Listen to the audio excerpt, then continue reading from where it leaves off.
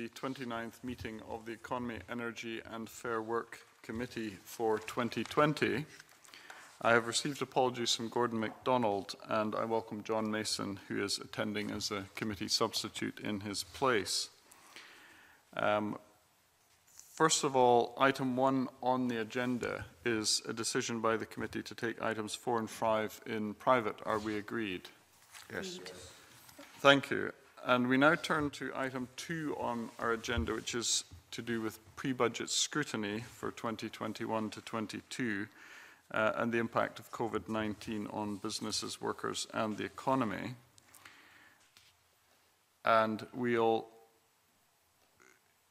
have for this session a number of witnesses with us. First of all, Jane Martin, who is the Managing Director of Business Services and Advice, and also with her Douglas Colquhoun, Chief Financial Officer, both of Scottish Enterprise. And I think Jane is joining us by sound link rather than video, dependent on technology. Charlotte Wright, who is the Chief Executive, and also Nick Kenton, Director of Finance and Corporate Services of Highlands and Islands Enterprise. Nick Halfide, who is the Interim CEO, together with Anthony Day, Financial Director of South of Scotland Enterprise. Hugh Lightbody, who is the Chief Officer of the Business Gateway National Unit, and Sarah Waters, who is the Chief Officer for Local Government Finance, both from COSLA. So we'll start with brief opening statements on behalf of the 4 bodies represented, and I'll start with Jane Martin, if I might.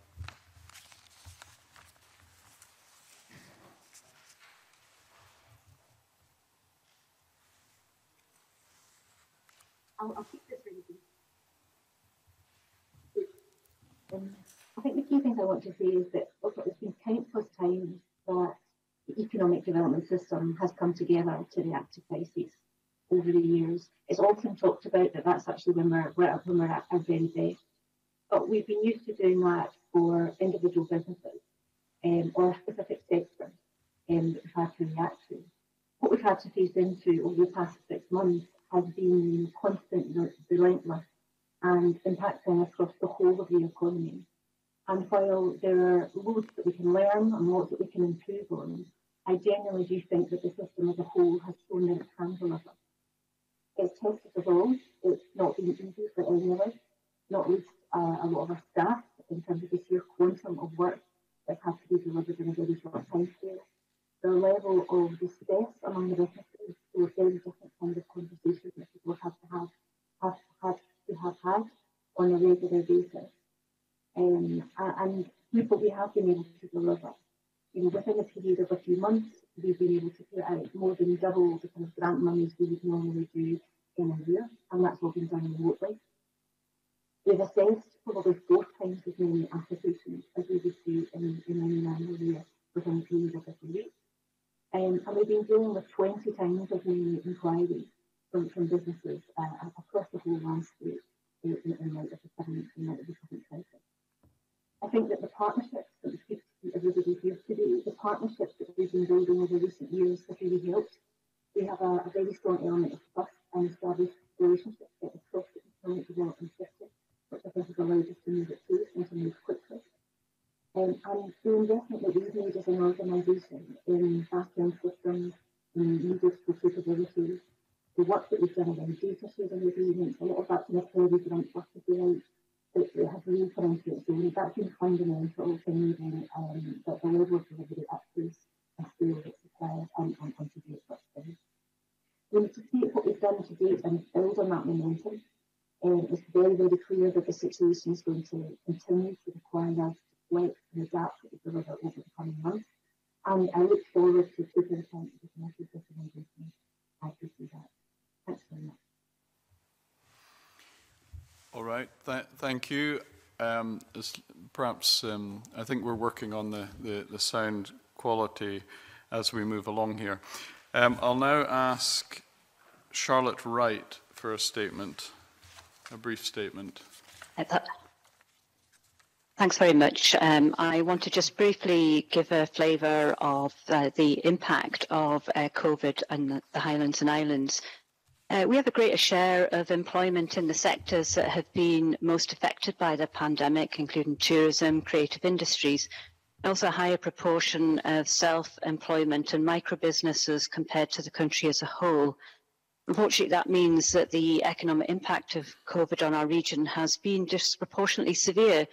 Figures to the end of June show that around 72,000 people had been furloughed.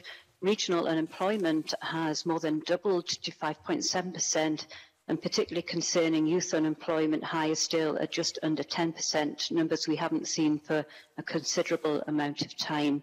And overall GDP in the region estimated to decrease during this year between 1.5 and 2.6 billion, which is obviously fairly severe in a region of just under 500,000 overall. Our staff have been fully engaged in responding to the challenge using digital comms, which allowed us to switch from office space to home overnight. As soon as lockdown came into force, we prioritised engagement with businesses and communities to better understand their challenges, offer our support and signpost. And this has really continued as a key activity over the summer as a series of in-depth discussions with key clients, business organisations and sectoral groups.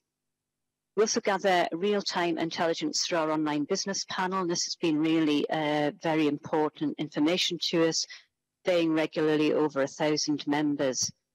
Online services such as Find Business Support have been really a vital resource for business over this time. And being able to use online services to keep running things like events to support the business community across the region. And a great example of this is Expo North, that's Scotland's largest creative industries conference, usually held in Inverness over 2 days in July. And rather than cancel that, we made that a virtual event. And between the live participation on the days and further streaming, the number of participation is nearly 6,000, which is more than 3 times the number we would have got in person, with excellent feedback and indeed a desire to use the same kind of approach in the future. Jane touched on the pivotal Enterprise Resilience Fund and Creative and Tourism Hospitality Industries Fund. And likewise, that was a significant task of distributing over 25 million to over 800 businesses in this region. At the same time, we were managing the Government Supporting Communities Fund, working with local anchor organisations to award 205 grants, over 4 million, to support resilience and tackle hardship in communities throughout the region. And I also just wanted to emphasise that it's been important that we've used our existing powers as a safety net for those who weren't able to access any of those specific COVID-targeted grants. And that has been important to ensure that viable businesses got support through any means possible. And our focus now, in collaboration with both local and national partners, is to move from response into that recovery phase. We're mindful we're going to be living with COVID for some time now, and we're hearing that in the news clearly this morning.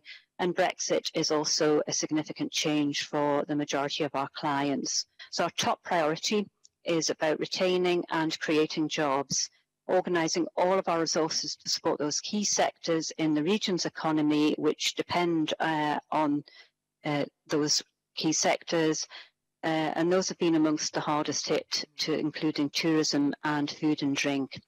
We also continue to focus on the key geographies that have been severely impacted, including our islands and remote mainland areas. But we are looking at those new opportunities, growing the space sector, life sciences, renewable energy and the marine economy. And these are places where our region has a natural place-based advantage which can contribute both to our regional growth and a significant contribution to Scotland. So to conclude, I do think it's really vital we continue to work in that partnership, both locally and nationally, and remaining proactive in identifying opportunities and maintaining our strong place-based approach where investments are focused in sustainable growth. Thanks. Thank you. And now Nick Halfide.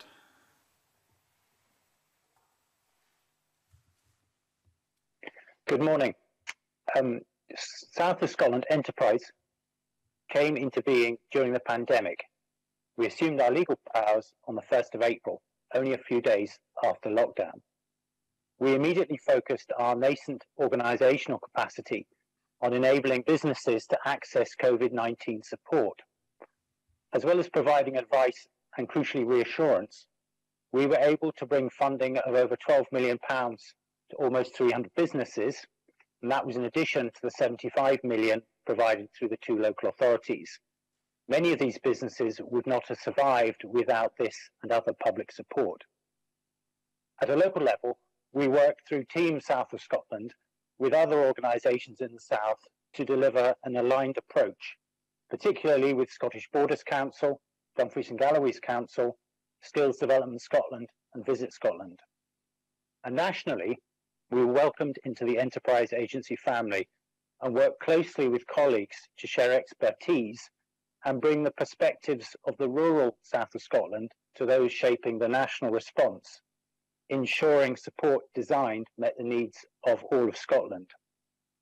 We've also supported businesses to find new opportunities. For example, Alpha Solway and Annan, with its £50 million contract to manufacture PPE for the NHS, creating over 200 jobs in the area, and Scott Mass in Kelso to produce high-level disinfectants, enabling them to take on 10 local modern apprentices. As well as dealing with the immediate impacts of COVID-19 on businesses and communities in the south of Scotland, we've continued to build our new organisation and look to the future.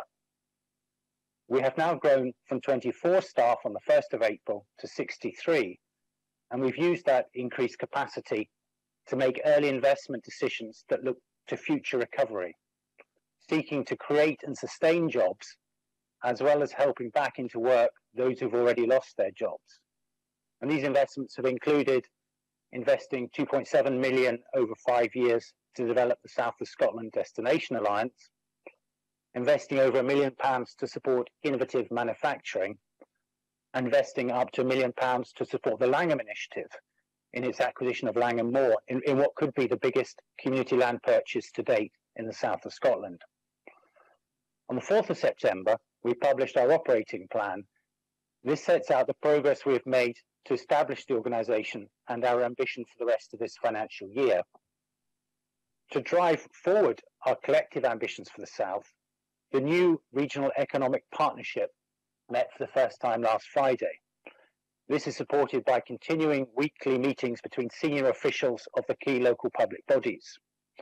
These groupings will ensure an effective and flexible economic response to the continuing challenges of COVID-19 and the ongoing uncertainties over future international trade deals.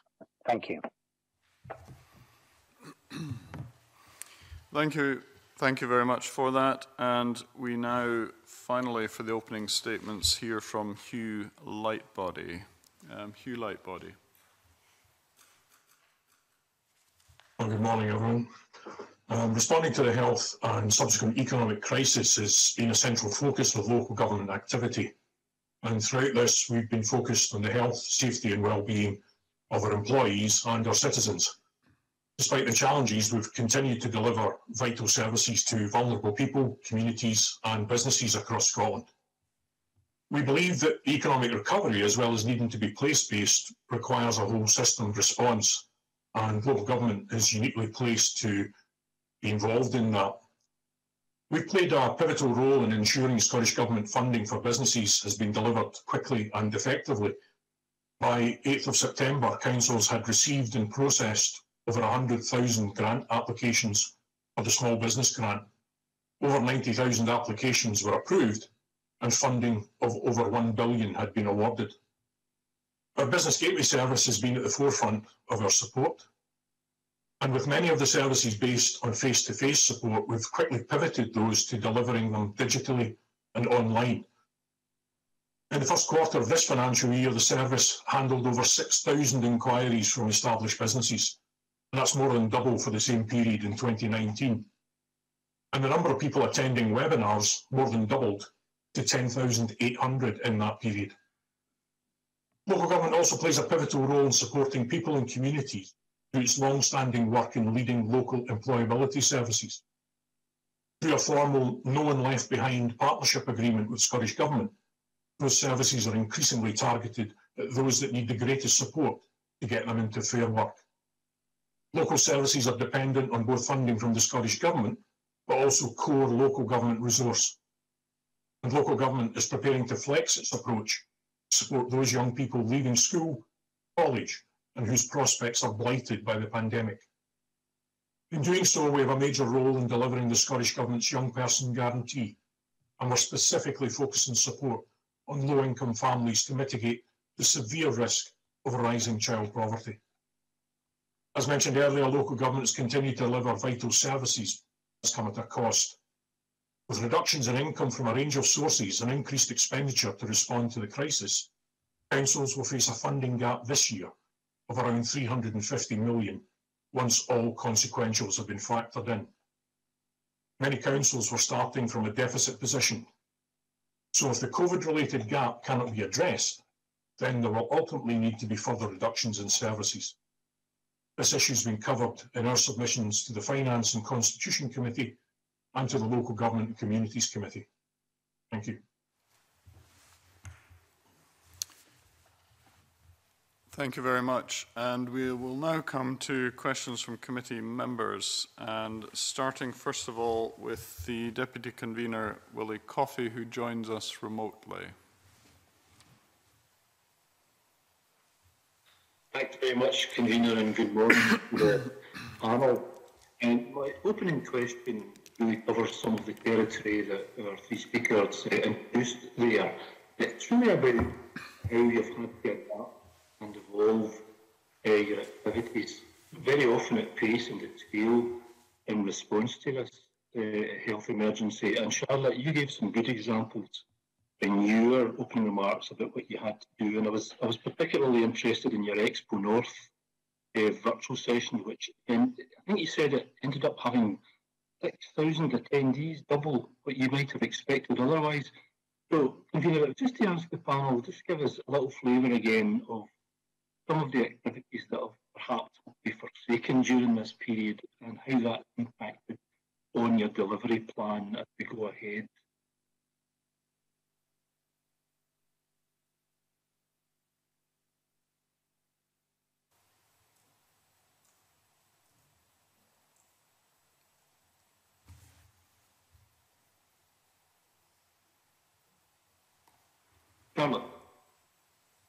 So just to follow that up then, we talked about the focus we'd had on delivery to clients through the funds and the importance of engagement. But just to pick up at your point, you were asking particularly around what's been forsaken.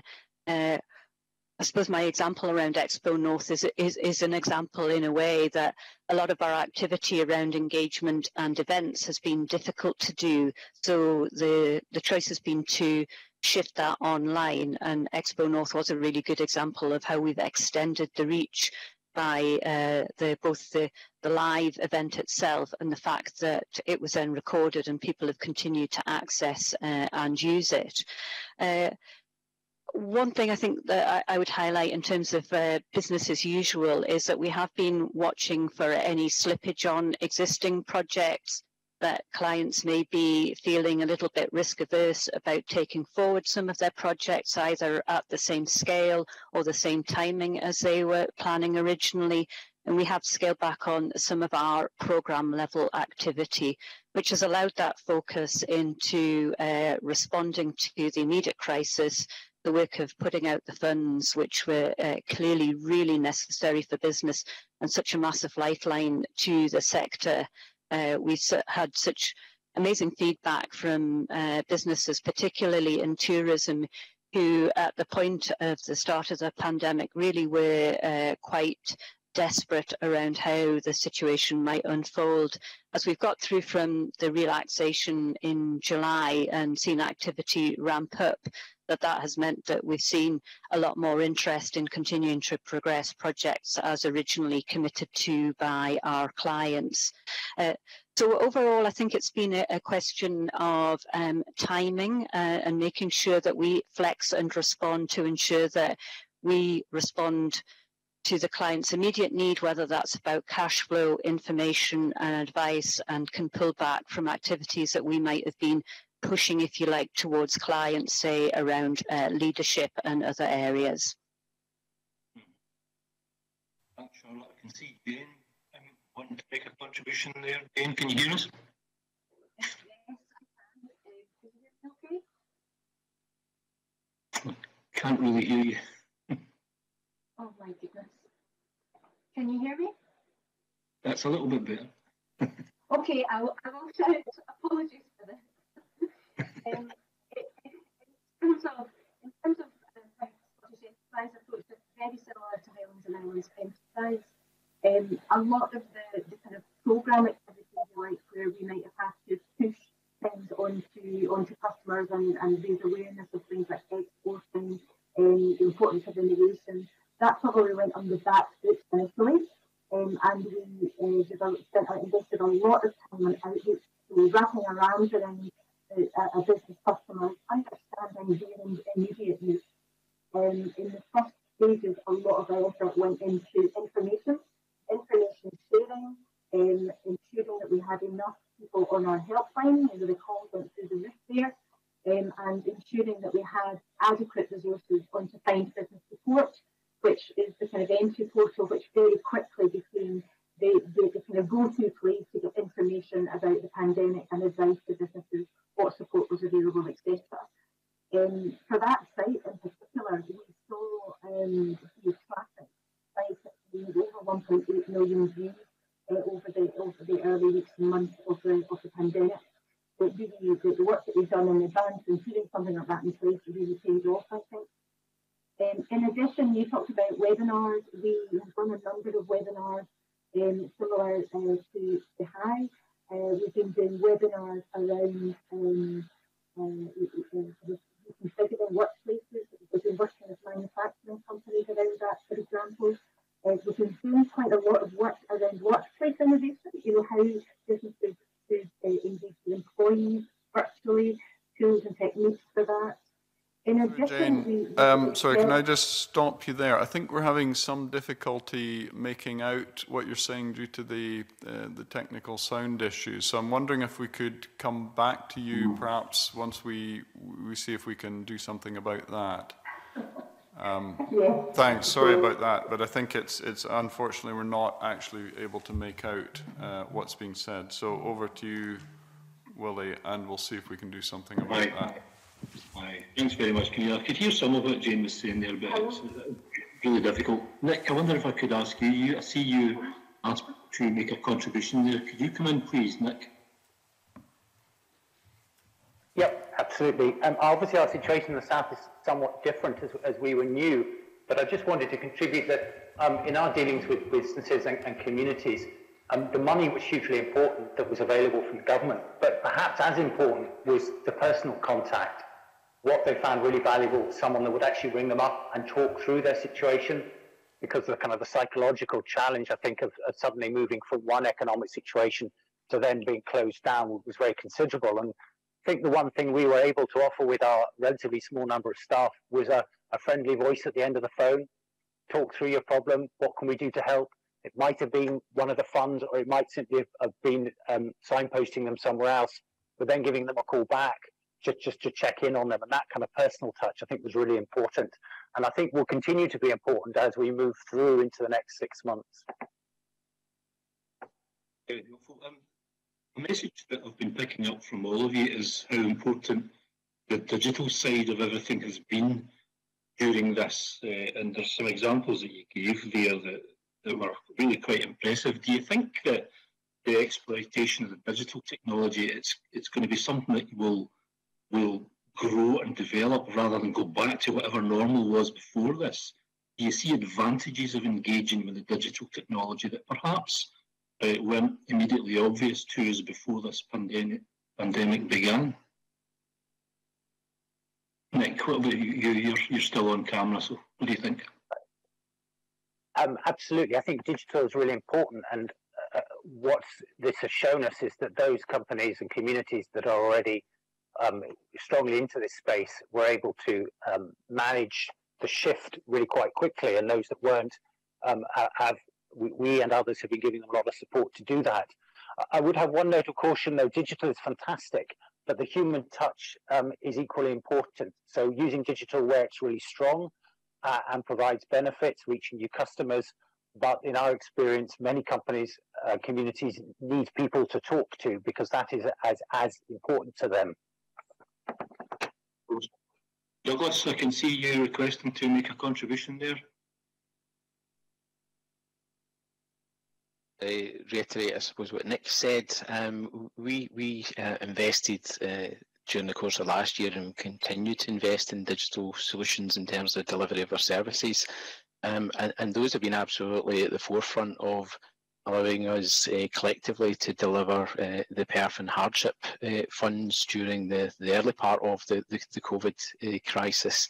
And also, I suppose, just in making the point that like a lot of organisations, almost to our full workforce working from home and out with offices. And testament today that the technology has worked really, really well for us and has allowed us to continue that engagement with partners, with the business base, etc. So absolutely, I don't see us moving back, if you like, to the old normal. You know, that digital transformation the journey that we've been on is something that we will continue now and through the next year or so. That was all I was going to say. Thanks for that, Douglas. I can see Charlotte and then Hugh, convener, and then I can come back to yourself. So Charlotte, please. Yeah, and just briefly, I mean, I think the level of acceptance by clients of using digital has accelerated considerably. And indeed, our own plans for putting a lot more through digital means have also been progressed more quickly. I think the point I wanted to make was the real advantage we've seen. We've spoken a few times already about the importance of engagement and communication with both businesses and communities. And, you know, for a region that covers half of the landmass of Scotland, like the Highlands and Islands, sometimes getting that reach is hard. So the one benefit I think I've had is I can be in Shetland and Argyll in the same day at the moment, talking to clients, which I could never do very easily previously. So what we're looking at is actually expanding the base of customers that we work with, accepting that more of that transaction will take place online than in person. Okay, thank you. And over to you, Hugh. Thank you. As I said in the opening statement there, we had to pivot to very much delivering everything that we did online and digitally. And that saw a substantial increase in the number of people who were able to access the services. It doubled, more than doubled. What was interesting was the number of events only increased by about 12% or so in terms of the first quarter. But as I say, a massive increase in the number of people able to access those events. And what was particularly interesting was that where we saw the growth in those kind of events that people were coming to were the kind of events that we deliver on growth support, but particularly digital. So businesses themselves were seeing the need to be online, to be more digitally orientated. And we deliver a programme called Digital Boost in partnership with Scottish Government, which is, we've been doing that for over 4 years now, and that's built on the government's digital strategy for Scotland and the need for SMEs in Scotland to be more digitally savvy. And we saw that coming out over that period, that more and more businesses saw that need to be more digitally active. Good. That's really encouraging, everybody. Thank you very much for your responses. And back to you, convener. Yes, thank you. I think Jane is able to perhaps briefly just summarise the point she was trying to make. I think she's joining us on a different device, which hopefully will work. Thank you, convener. Hopefully you can hear me okay now. Yep. That seems to be much better, excellent. Thank you. Okay, thank you. I think I didn't hear everything that everybody said there in the overview, so hopefully I'm not repeating anything. But essentially, what I was saying was Scottish Enterprise in the early stages, it did a lot of what Charlotte was referring to in terms of outreach, wrapping our arms around our clients and customers, understanding the immediate impact, and using that intelligence to then drive and prioritise our next steps. Another critical piece for us was obviously getting information out really, really quickly. We staffed up our helpline, got volunteers from right across our workforce. The numbers went through the roof in the first few days. And obviously the work that we've done on creating Find Business Support, that kind of the repository, signposting service for all kinds of support that we put in place just before COVID, actually at the start of the financial year, that really came into its own as being a physical central repository for all kinds of information and advice for businesses and about the support that's available to them. We also did a number of webinars, similar to what our colleagues have already explained, in addition to normal things around exporting, manufacturing, new market opportunities. We specifically ran some ones around workplace innovation. A lot of businesses were seeking advice in terms of working with their employees remotely, and we were able to get a lot of information advice around that through webinars, and there's quite a high uptake of that. I think one final thing that we also did, which I think was helpful, and is we accelerated plans to essentially create a peer-to-peer forum. We put something in place quite quickly to encourage businesses to interact with each other. And we were able to share their own ideas, examples, how they've been working, work with each other, share their own advice. And that's something that we see there's an opportunity to build on what we've put in place around that. We've got 250 companies on that forum at the moment, and we see an opportunity to build much more of that going forward. Thank you, Jean. Thank you. Thank you very much. We now come to questions from Maurice Golden. Thank you, Convener. My questions relate to how the agencies have collaborated throughout the pandemic, and I was just wondering how that has changed any interactions between yourselves. Who would like to start? I think Charlotte Wright is indicating. Okay. Charlotte? Yeah, thanks. I know the committee has always had an interest in how we as partners work together. And I think I'm confident in saying that we're starting from a strong position in terms of our ability to collaborate and work effectively together. During the crisis, I think the key test, even more so, is to have that level of trust and responsibility in sharing workload and tasks to be as effective and efficient as possible, which clearly has been critical over the last few months. I think we found that communicating with each other, we talked quite a bit about communication already, but communicating with each other, regular purpose-driven communication, ensuring that we've got news and making sure that the messaging from the chief executives down throughout the organisations has supported that absolute Team Scotland approach. But importantly, also making sure there's space for that local targeted response and the importance of those local partnerships, as working with councils has been a particular part of the effective response so far. Find Business Support, the work on developing that resource and the mission activity to support the Enterprise and Skills Strategic Board, I think also meant that those relationships throughout the organisations at a peer-to-peer level were in place with key agency leads, so we knew who would lead on what activity was already there, and it's good to see that the Strategic Board itself has recognised the effectiveness of these partnerships. I think for me that is about listening, challenge, contributing, and make sure that we've always got in place that feedback loop to learn lessons and move on quickly. Other partners around the table today have been also really important. For example, SDS, who very quickly moved with us in the Highlands and Islands to set up a new forum to improve access on local labour market information, which is just vital for the planning and intelligence on real-time events at the moment. We've got good join-up with Business Gateway in the Highlands and Islands. There's a number of areas where we're actually co-located, and that actually does really make a difference, even in these virtual times, so that we could agree how we're targeting key clients across both of our client bases.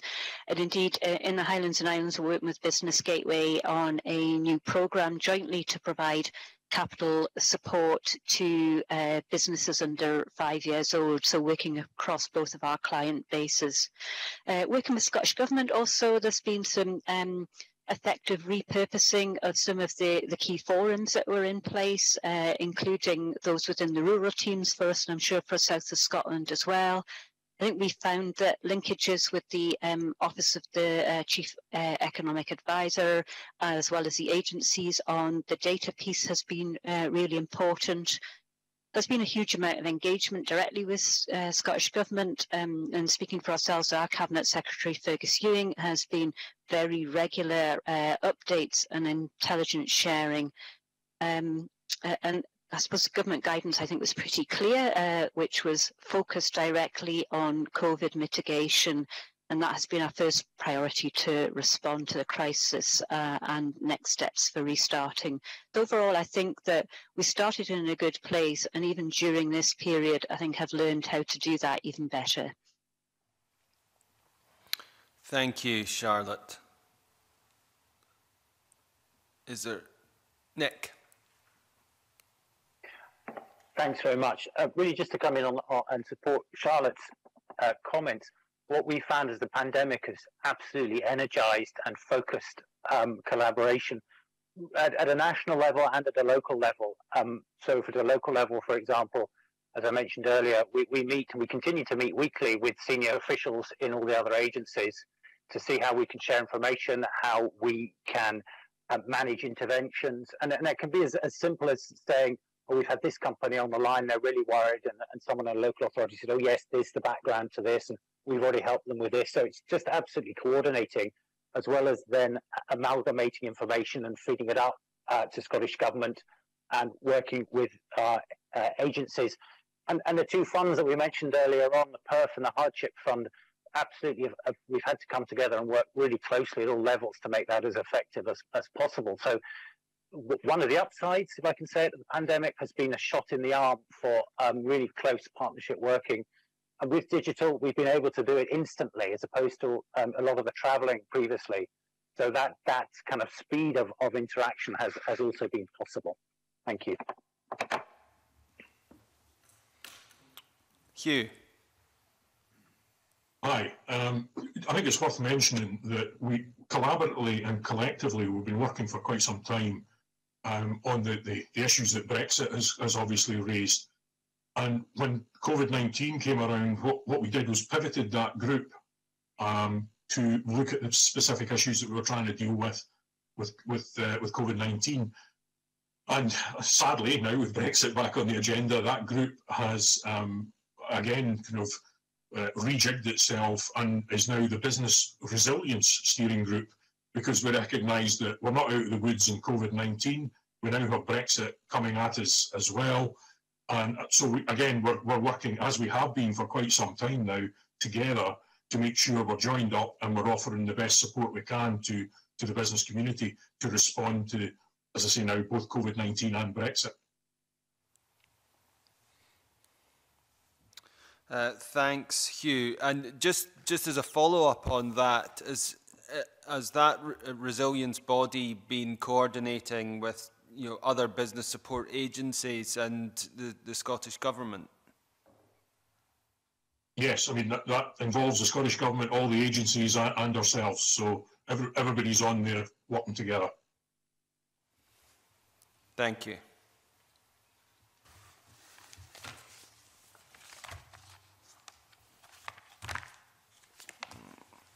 Just as a follow-up to the general interactions, obviously you've spoken about how you interact between the enterprise agencies, but I'm interested how you might also work with other agencies in the enterprise and economic development landscape. So, for example, SEPA has a role in supporting businesses and indeed business resilience.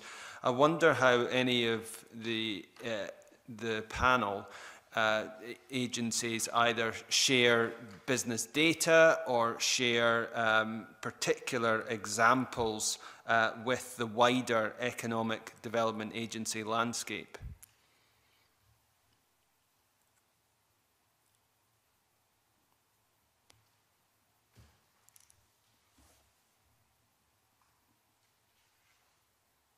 Charlotte.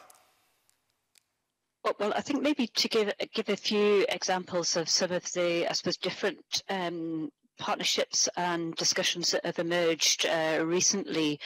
For example, in the Highlands and Islands, we've had a few quite useful conversations with the Crown Estate, who really are developing their role and approach in terms of the wider economic position, given what they are achieving through the Crown Estate land holdings and the resource. And we've seen them make some investments recently, which are really part of the economic landscape. So for the Highlands and Islands, and given our role around marine and offshore wind, that we're particularly keen to take those discussions to the next level and see how the resourcing can also be part of the wider picture for the work that we do with communities.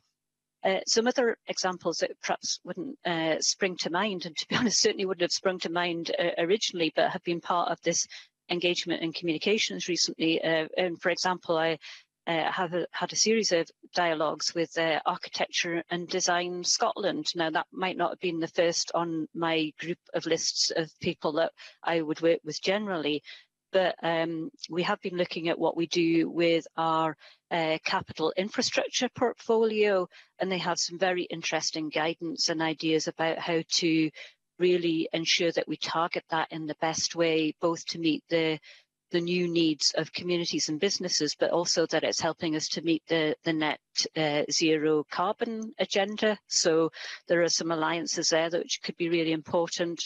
I talked to agencies like Heritage Lottery Fund about how their support, because they've seen some challenges in being able to deliver some of the projects that they had already committed, that how we can work together so that that support is targeted perhaps more in a revenue way than a capital way to support some of those key projects in places like the Argyll, I'm thinking of the Dunoon Picture House, Campbelltown Picture House and others, which have had great support from them, but clearly they've been really impacted by the current situation where they've not been able to put on events, so are experiencing difficulties in terms of the revenue. The guess point I'm making is actually there is a much wider reach to a whole range of both the third sector and other agencies who are all part of that landscape.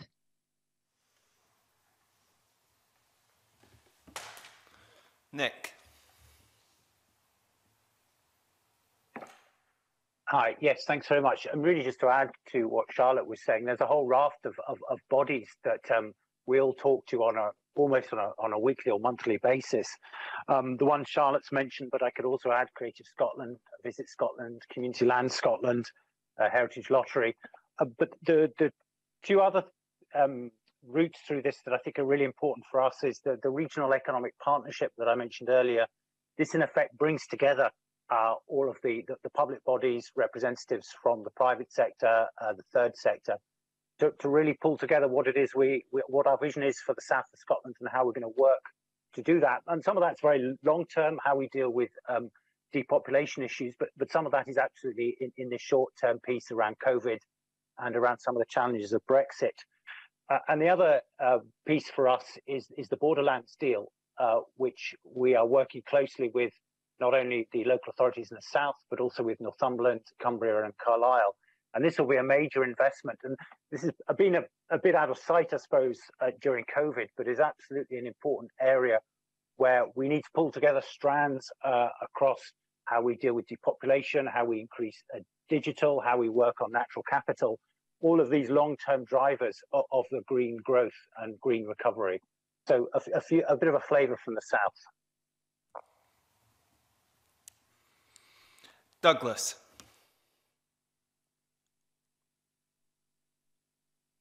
And some of the things that Nick and Charlotte have just said, I would cite probably the COVID-19 Response Steering Group played a crucial role in supporting and collaborating across a range of partners, including the enterprise agencies, Skills Development Scotland, Scottish Funding Council, local authorities, Scottish Government, Public Health Scotland and Healthy Working Lives initiatives. And as Hugh referenced earlier, it kind of arose out of Brexit preparations, and actually will pivot back to being a kind of joint COVID-19 and Brexit action in group over the next few months.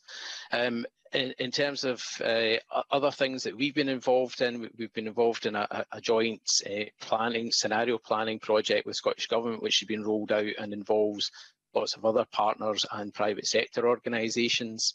At the very early stages of the COVID crisis, my chief executive, Steve Dunlop, and others, senior management team were involved in regular calls with the MDs and chief operating officers of Scotland's main retail banks, just to establish what they were going to do in terms of supporting Scottish businesses these unprecedented times.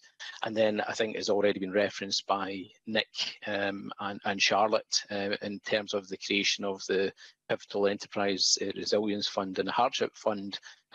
Those were used very specific insights at the local level from the local authorities, and also the insights that Visit Scotland and Creative Scotland could provide into those areas. So very strong collaboration, I think, as Charlotte said, coming from a very strong position, but rather frenetic, particularly in the early stages, activity, but tremendous drawing together of all these partners and different bodies. Thank you, Douglas. I think it was quite clear from the panel's responses that at a high level there's quite a degree of collaboration, but I wonder if I could push either Scottish Enterprise or Highlands and Islands Enterprise. If a business that you're supporting is on your radar, do you help that business to access business support or indeed business funding from the wider economic development landscape? And also, are those other agencies or organisations do they have sight of the businesses that you're working with, so they might be able to support? I'm really looking at how, as a nation, we best coordinate our totality of business support. I'm just interested if either of your agencies have any thoughts, or is there a system of business triage support within the wider landscape?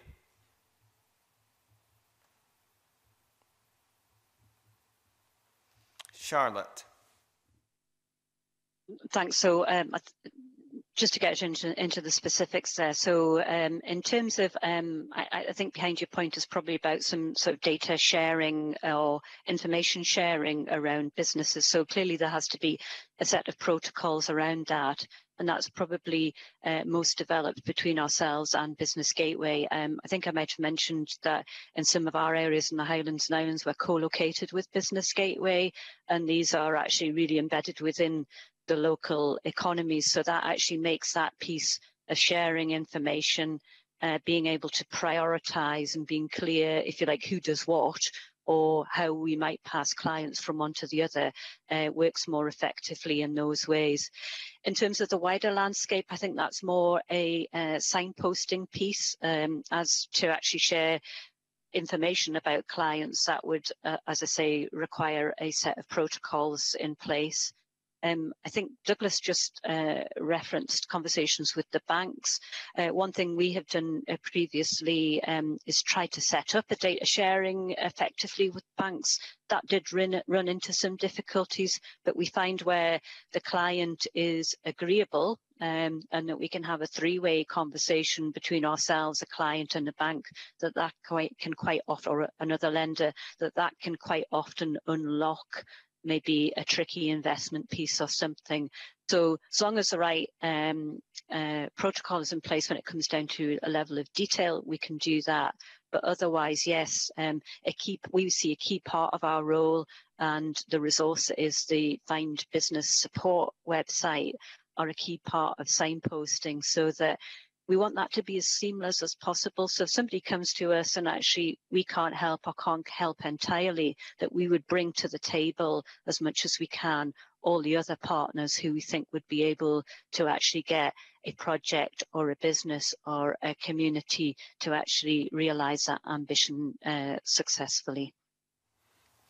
Thank you, Charlotte. Hugh. Thanks. Just interesting your use of the word triage there. That is the principal role of the Business Gateway service, is a triage service. What our boys and girls do on the ground, if we're able to help the people directly, we'll do that. If there's other support out there that we know of that would benefit them, we will point them to that.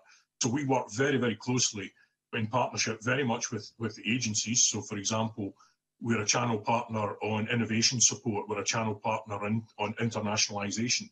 You know, these are services that we don't necessarily deliver ourselves, particularly Scottish Enterprise delivers, but we will make sure that clients are signposted, referred to those services.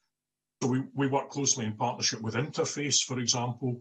We work very closely with Scottish Edge, and as does our agency colleagues, in making that work really, really well. We work with Creative Scotland. Interestingly, you mentioned SEPA there. We have something called the Scottish Sustainable Business Partnership, which involves SEPA, ourselves, the enterprise agencies. And it clearly has a particular focus on the kind of sustainable business practices side. But they're there, they're engaged. It's a big family. We know each other and we know what everybody does. And we all do our best to ensure that the client gets the best service that they can get from all the different earts and parts that come together to give them the service they need for whatever their particular need is at the time. Thank you, Hugh. That's incredibly helpful.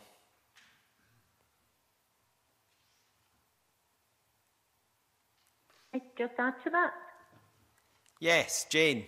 Hi, thank you. If I could just add to what my colleagues have said there. I think that this idea of having a no wrong door approach is something that's fundamental to the collaborative work that we've been doing as a partnership. Hugh's absolutely right. Business Gateway provides a great triage service, but we are looking to work together to ensure that actually no matter where a business enters the system, we're able to triage their needs, we're able to divert them to the right part of the system, and actually bring to bear lots of different parts of the public sector in order to meet their needs, rather than them being referred, and signposted. So we want to take that deeper, if you like, and make that much, much more effective. When we launched the Find Business Support signposting service, we launched alongside that a kind of helpline. We expanded the role of our inquiry fulfilment service in Clydebank. And there's now, I think, about 45 different partner offers that's available both through that site, but also on the phone, so that, with a bit of kind of interrogation, conversation, we're able to refer people to the right part of the system. But it's still relatively early days, and it's something I think that we're all up for improving and continuing to build on, including things like, shared customer data records, shared data repositories, making sure we've got processes and systems that makes the system work much, much more flexibly. And it means that businesses don't need to come and tell us the same thing multiple times, etc. And actually we understand at the touch of a button what others are doing, and how we can then get behind that. So I think there's a huge amount of work that's still to be done on that, but we have come a long way over the past couple of years. So I just wanted to add that. I guess finally, the work that we've been doing and High and South of Scotland are fundamental to them. The work that Scottish Enterprise has been doing across regional partnerships, accelerating, if you like, and adding momentum to the work that we're doing with local government at a regional level will also help make sure that works from a place perspective, that we're kind of in the mix with all other partners on the ground and adding value and delivering what's appropriate for certain parts of Scotland. And that's work that's ongoing just now as well, and I think will add a huge amount of value in terms of just making sure we get the right support to business at the right time that meets its needs. Thank you, Jane. Nick, in a response to an earlier question, mentioned city deals. I wondered if any of the rest of the panel has been involved, has any views on how they are complementing your activities, and appreciate sharp answers if possible.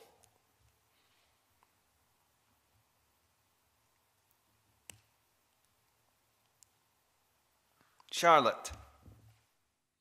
Yeah, thanks. So I'll try and keep this short. So across the Highlands and Islands, the growth deal that's been running is the Inverness City deal, and that's been a really good partnership approach where partners have led on particular strands of activity. Ours have been around the Science Skills Academy, which does what it says on the tin, really, and the Northern Innovation Hub, which is projects around small businesses, emerging technologies, and entrepreneurs, and also Life Sciences Innovation Centre. I'm raising those as what we've done is make sure that they are become more focused towards the challenges of the pandemic at the moment. So Life Sciences Innovation has been something where we've seen great examples. I know one of my colleagues referenced something similar earlier, where our life sciences companies work together, in this case, to provide face visors. The other deals within Highlands and Islands, Murray, Argyll and Bute, and the Islands deal are at earlier stages, and our role there has been working with them to develop the outline business case. And I suppose the advantage to a degree there is that we can now position that within what we now understand to be the greatest economic challenge that we have ever faced, and how we use that resource and that partnership approach to deal with it. Thank you, Charlotte. Sorry, if I might just interject, I think we're probably a bit pressed for time. So, I mean, if others do have something to say on that point, perhaps they could simply write into the committee if they feel they have something that they would like to contribute on that. But we have a number of other members wanting to get questions in. So I'd like to move now to Rhoda Grant, please. Thank you, Convener.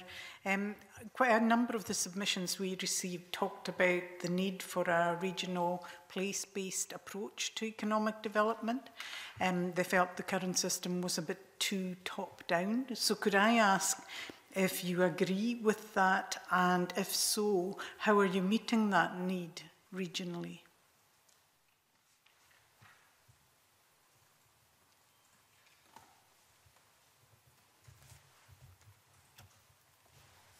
Hi, Rhoda. It's Hugh here. Just to respond to that, I think place-based is essentially a central part of what local government's proposition through the recovery process that we're underway just now. And it is very much a central part of what we're talking about. Local government already delivers at a place-based level. We believe, as I said in my open statement, that's the right approach. Jane touched on there the regional economic kind of partnerships. Others have touched on those. So we're very much involved in those and believe that the support, the delivery needs to be happening at that kind of local level.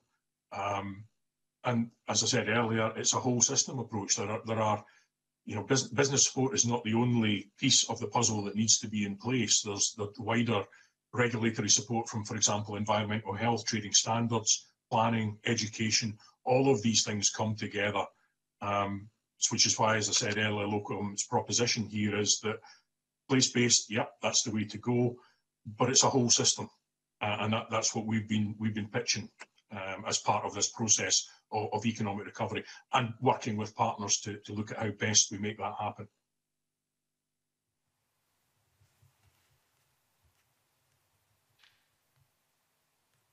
Rhoda, it's Charlotte. I mean, I think you're aware within Highlands and Islands that working on a local basis has always been absolutely part of our DNA, and that's the way we think economic development really works for the Highlands and Islands, based around local communities. So our own distributed organisation and the way we work supports that.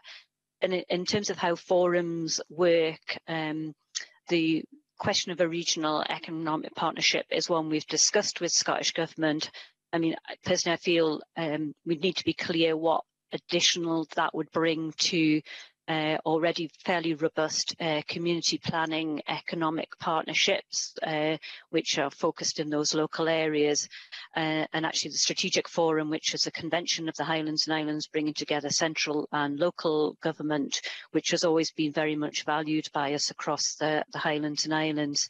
I think there are other things which are very specific, which work really well. So an example I would give would be the Caithness and North Sutherland Regeneration Partnership, which has been working for a number of years to support the potential impact on the travel to work area around the Dounreay nuclear facility as that moves towards its complete decommissioning. And that has been very successful in bringing partners to the table, including Crown Estate that I mentioned earlier, Nuclear Decommissioning Agency, who have a very pertinent role in that particular circumstance to deal with what could be a real challenge to a community which relies on the highly paid and very highly skilled jobs that are currently available within Dounreay as an example. But I think you probably know us quite well in the way that we work with that place-based approach.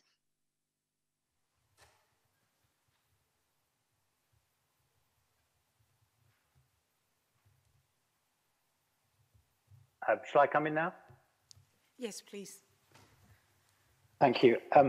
Really just to add a couple of points, I mentioned earlier on our regional economic partnership, which obviously goes across both Dumfries and Galloway and the Scottish borders, and how we are taking that forward with its first substantive meeting last week. So at the regional level, we have the start of a very strong growing partnership.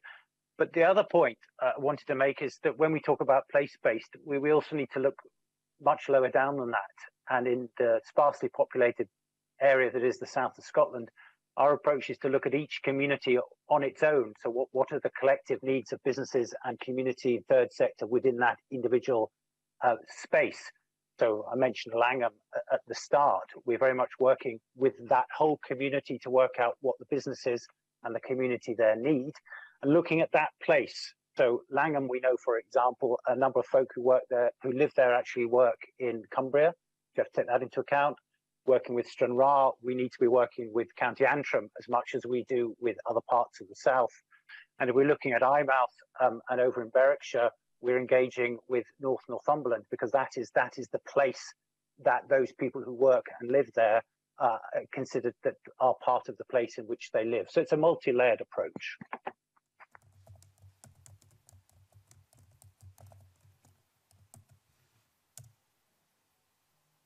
Thanks. If I could just add to that, I think, Scottish Enterprise being a national agency, we see an opportunity to work in different ways, actually. I think it's important that the economic development system works well locally, regionally, nationally, and also takes account of international opportunities and kind of the advantages that Scotland has had and the opportunities for growth across Scotland as a result of that. So we're an active partner across a number of regional economic partnerships. We participate in boards, working groups, that kind of thing. We bring a lot of economic insight into the mix and bring to bear kind of international reach and insights to those conversations. We also do a lot to try to enable kind of strategic assets and locations across different geographies. So Longanet's a good example of that out in Fife. Bringing an international investor like Talgo fits with Scotland's low carbon ambitions in terms of that manufacturing of lightweight electronic trains, but also makes the most of an asset and may bring 1,000 jobs to that part of Scotland as a result. So that's a good example of place, but international advantage actually working well together. What we need to do as an organisation, and we've been working on this for several months now, is to be able to bring an expertise but also flex it. So we recognise that a one-size-fits-all approach is not appropriate. When it comes to things like business support, we want to use our expertise but be able to flex that and swing behind what might be happening in local and regional areas, and work very differently actually with local government and other partners to think about what does the business base need of us across a certain community or across a certain part of Scotland? What kind of resources can we bring to bear? So we've almost got to create a collective plan of action. And we've been piloting a bit of work in Ayrshire around that at chief executive level, actually, involving the 3 Ayrshire chief executives and our own chief executives, and challenging our teams to very quickly come up with the right kind of collaborative actions for that business community in the short term as a result of COVID, with a view to building on that in the future. So I think there's room for both local and regional and national, but there is also obviously the international economy that we need to factor in and think through when it comes to kind of prioritising economic growth opportunities right across Scotland.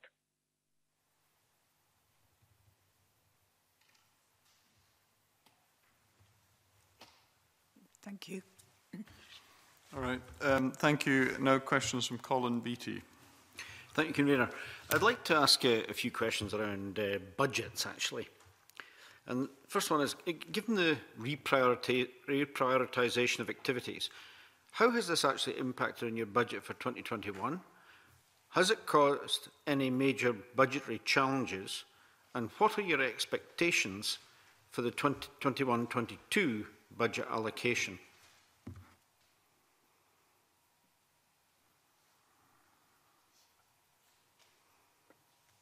Anybody? Hi, Colin. Sorry, it's Douglas Cahoon. Sorry, I was waiting for my mic to be unmuted. Thanks for the question. When our board originally considered the draft budget for 2021, it was back in February, shortly after the government had published its budget and before the impacts of coronavirus were really being fully apparent. And we set a budget at that time of about £342 million, with an expectation that we'd be able to generate nearly £50 million in business income from the use of our property and investment assets to support that expenditure, that planned expenditure during the year. As we've gone through this financial year, we've seen some erosion in terms of that business income. The investment market has changed quite significantly. There are fewer deals that will generate for us. We've also had to take into account that we've had to reschedule loan repayments, etc., with companies as part of the response to the pandemic. As things currently stand, so we started at 342 million. As things currently stand, our budget is sitting at 529 million, and that reflects the additional and very significant funding received from the Scottish Government, which was critical in allowing all the enterprise agencies to support businesses quickly to survive the immediate challenge of the sharp drop in economic activity resulting from the lockdown. That budget includes the £145 million that we were given for the Pivotal Enterprise Resilience Fund, the Creative Tourism and Hospitality Hardship Fund, and also the Early Stage Growth Support, and also funding from the Hotel Support Fund.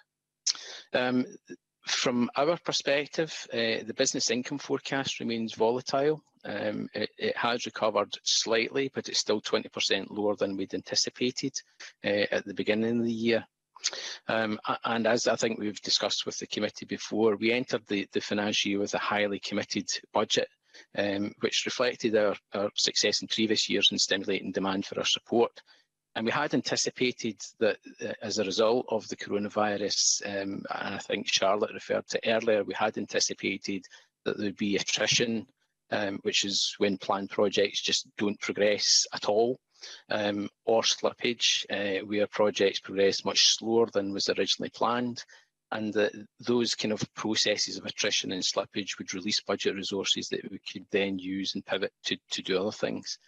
That was all in line with the interim guidance from the Scottish Government. It was clear that they wanted us to effectively halt all but the most critical business as usual activities, and make a contribution to providing support to the business and the communities in Scotland, but also recognised that we would need to deliver our contractual commitments.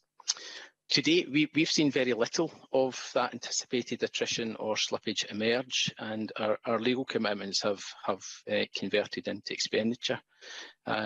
So just to illustrate, excluding the monies that we deployed for perf and hardship, Our expenditure over the 5-month period to the end of August is £105 million. That's the highest level of expenditure we've incurred in the last 5 years. It's a testament to the delivery and I suppose the resilience of the business base that there are companies who are moving on with the projects that they planned. However, in budget terms, I would say it's finely balanced and on a knife edge at this point. So just to illustrate the way it could move, any additional volatility and erosion in our income forecast could move us into a potential overspend position fairly quickly. At this point, we're actually running with slight deficits on our capital and resource budgets. Equally, if that attrition or slippage that I referred to earlier starts to really emerge significantly, particularly in the latter stages of the year, then we could very quickly move into an underspend position. So at the moment, as I say, we're sitting with deficits. These we think are manageable, but I've been 32 years in Scottish enterprise, and this is the most challenging set of circumstances that I've ever faced in my career. So that's kind of a fairly long-winded answer to your question. Douglas, I think Nick wants to come in yet. Yes, thank you. Yes, very similar to Scottish Enterprise, where there are some differences, so I'll concentrate on the differences rather than repeating what Douglas said. Our income base, we're not so reliant on income, and our income has actually held up okay. We've had £120,000 of deferrals of rent from tenants, but at the moment those are deferrals rather than sort of write-offs, so we're hoping that will stand up. We entered the year with a very heavy commitments base and with a £4 million reduction in our baseline, so we had to review all our legal commitments to get to a balance at the start of the year. But we took on board the letter from the Cabinet Secretary regarding trying to sort of scale down business as usual and concentrate on COVID. And in agreement with the board, we took a decision to set £1 million deficit budget deliberately in the expectation there will be some attrition, and that allowed us to mount some of the responses which Charlotte has alluded to earlier, for example, grants to enable digital investment, young company startup investment schemes, and also we're looking at a tourism destination management organisation fund. So these are responses we mounted as a sort of a considered risk, I guess, and we have indeed seen some attrition, more so than Douglas has alluded to. So we're still at the moment forecasting a break even. I think probably the other thing to say is that we're forecasting break even on revenue, but our slippage has been on capital. So it's really on the capital side. We've seen attrition with COVID impacting the way projects have been progressing. So I think at the moment we're okay. We've responded to the request to make investments, and we are monitoring our position very carefully, and we review our budgets every month, and we very quickly realign budgets when we see sort of changes in the forecast. At the moment, we are still on course to meet our targets. Thank you, Douglas. I think Anthony Day would like to come in. Yeah, thank you. Like my colleagues, Douglas and Nick, it certainly is a very challenging set of circumstances. SOCI slightly different in that we come in with almost no commitments. Therefore, in line with the strategic guidance letter, the interim one, we've directed almost all our funding, 95% of our capital and revenue funding, towards response, restart and recovery. April to May was very much allocating our staff resource to working with Scottish Enterprise and Highlands and Islands Enterprise and the Hardship Fund and the Perth Fund, and that place-based approach and getting £12 million to South of Scotland organisations to help them weather the storm. Our board continues to focus in line with that guidance letter and the emerging fiscal, economic and social challenge that we still are going through, and as we touched on, Brexit coming up fast to us as well. So again, paying attention to that. What I would say is, like Douglas, we are currently forecast through budget revisions. We started at £24.8 million. We are currently forecast to spend 26.6 as a result of autumn and spring budget revisions. But like Douglas, we will see some volatility as we go towards the year end, and therefore we need to monitor it fairly closely as we move through the rest of the year. Thank you. I think Sarah Waters. I think you're muted. Hi, so in terms of local government finance, we've been working with the Directors of Finance across all councils since the beginning of the pandemic, really to monitor the situation for councils since March. At the moment, once all consequentials that are known about at the moment are factored in, we're looking at a gap of around about 350 million for councils. Obviously, a huge part of that is additional expenditure, but more significantly, loss of income. That's the area that we're projecting a very large gap. We're currently working with the Scottish Government around a loss of income scheme, which replicates the scheme that's currently in operation in England. But as said, we're actually working with government to design that at the moment, and it doesn't look like the consequentials will be enough at the moment to plug that gap. So at the moment, councils are taking their budgets back through committee at the moment to kind of recast and reprioritise, as people have already alluded to, that's required this year. But significantly, we've been working with Scottish Government to explore a range of fiscal flexibilities that we would seek to use in this financial year and next financial year. So that includes things like using a proportion of this year's general capital grant for revenue purposes. It includes use of the capital fund, loans fund, and reprofiling debt in relation to PPP and PFI contracts. So at the moment, there's a letter sitting with Treasury that looks to do the kind of due diligence around the use of these flexibilities. Obviously, these would be welcomed by councils. It would put things on a slightly more sustainable footing for next year, but really we can't see them as an alternative to fair funding for 21-22, but they would certainly help councils to mitigate some of the issues that they're experiencing this year in relation to revenue pressures. Thank you. Can I maybe ask a question of Scottish Enterprise, who've previously highlighted to this committee how a high level of legal contractual commitments have impacted on their capacity to take on new projects. Is that going, maybe you can give me a little bit of information around that, but is that going to be the case next year as well?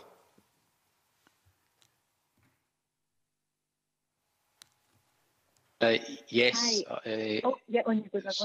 Oh, sorry, no, you go, Jane. Sorry. Yes, I mean, as Douglas said earlier, the level of commitment that we entered into the financial year is actually holding out. There's good news in that, though, because it means that a number of the businesses that we're engaged with still want to invest in themselves and still want to invest in their growth. Everything is to play for in the next 6 months of the year, though, because, you know, as COVID continues, as the impact in terms of furlough and things like that come to bear, we do anticipate that there will be changes to that. But we will enter next financial year with a very high level of commitments as well. I think Douglas, I don't know if you want to add anything further. I think Hugh Lightbody wanted to come in. Yeah, sorry, Colin. Yeah, just to add to that slightly.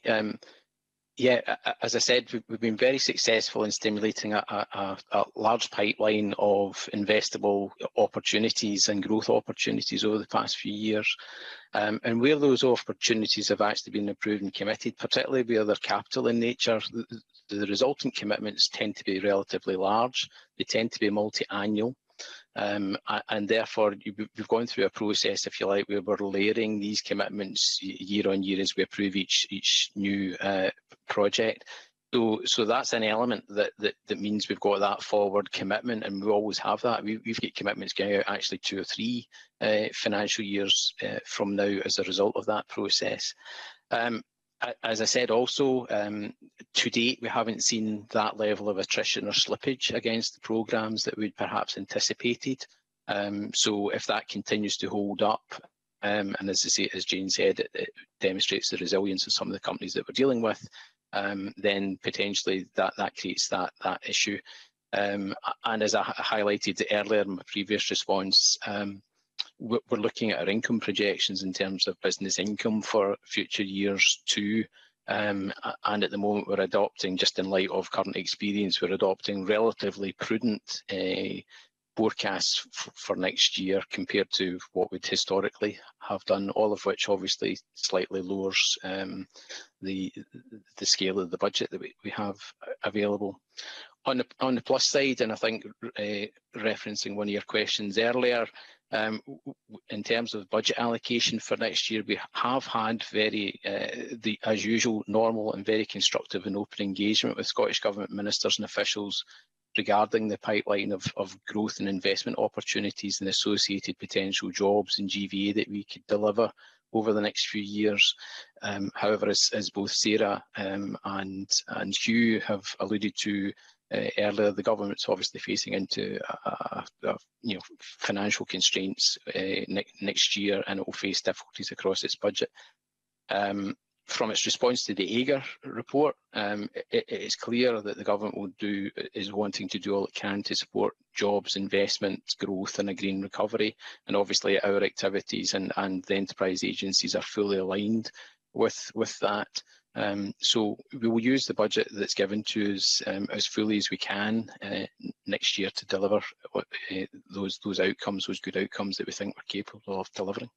Based on what you're saying, it means that commitments made in past years impact on the budget this year in terms of drawdowns and so on for projects that have been approved, which would imply that in past years when projects were approved, funds were not hypothecated or set aside against that particular project, and future drawdowns were simply budgeted forward, which would automatically reduce your ability to meet future projects.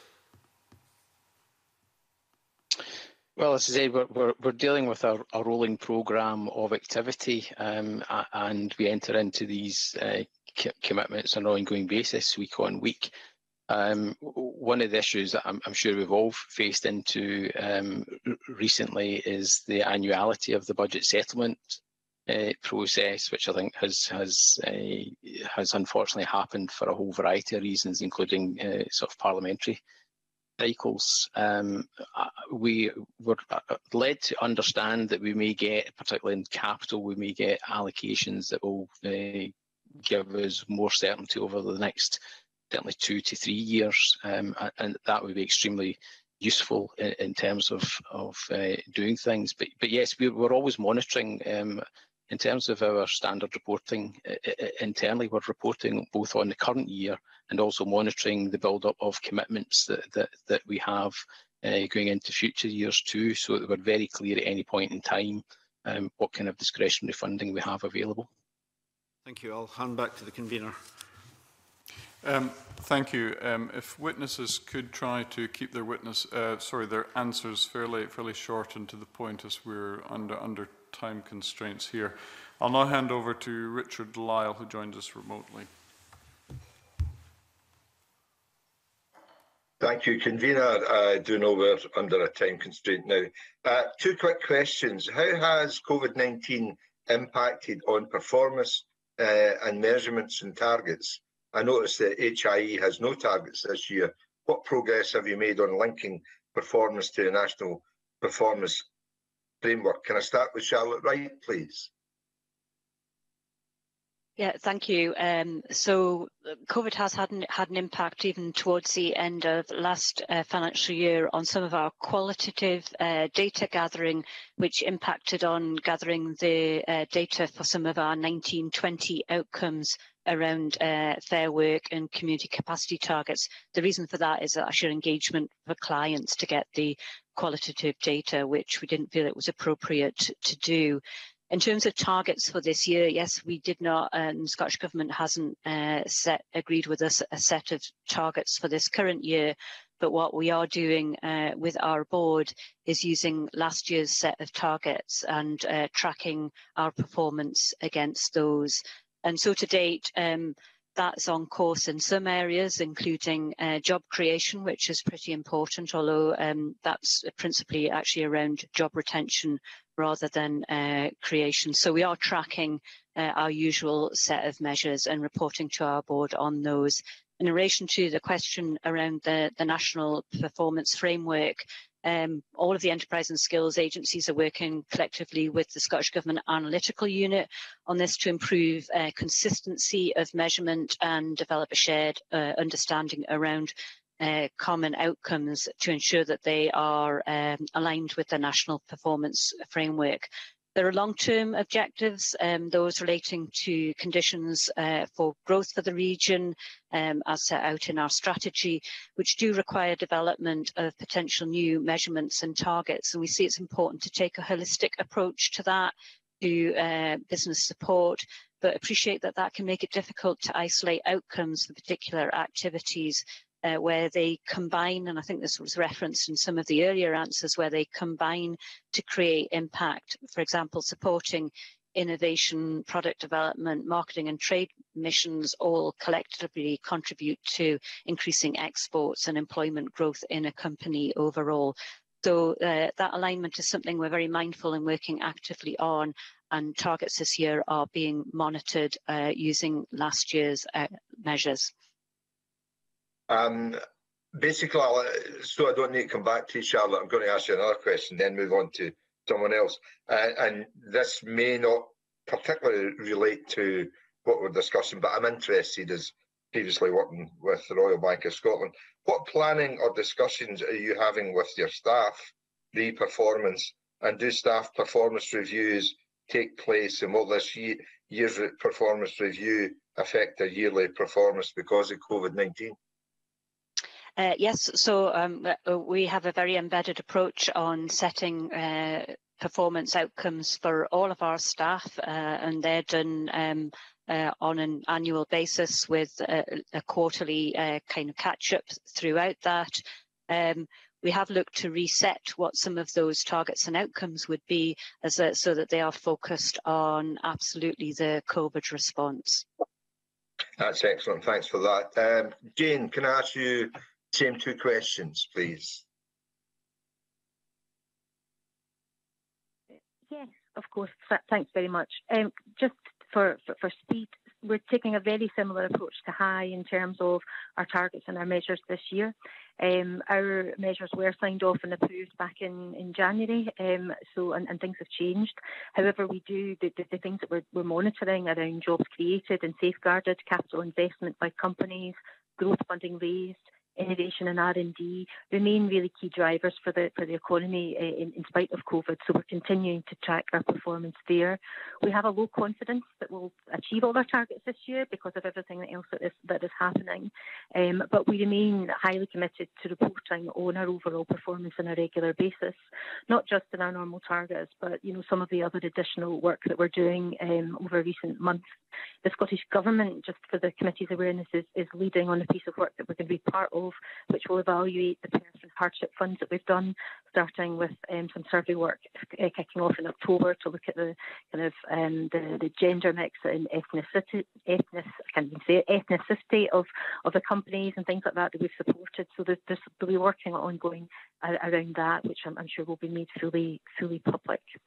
In terms of your second point there about individual staff performance, Scottish Enterprise has actually started rolling out a new performance approach, if you like, earlier this year, building on kind of work that's very firmly embedded across our organisations around individual performance plans and personal objective setting.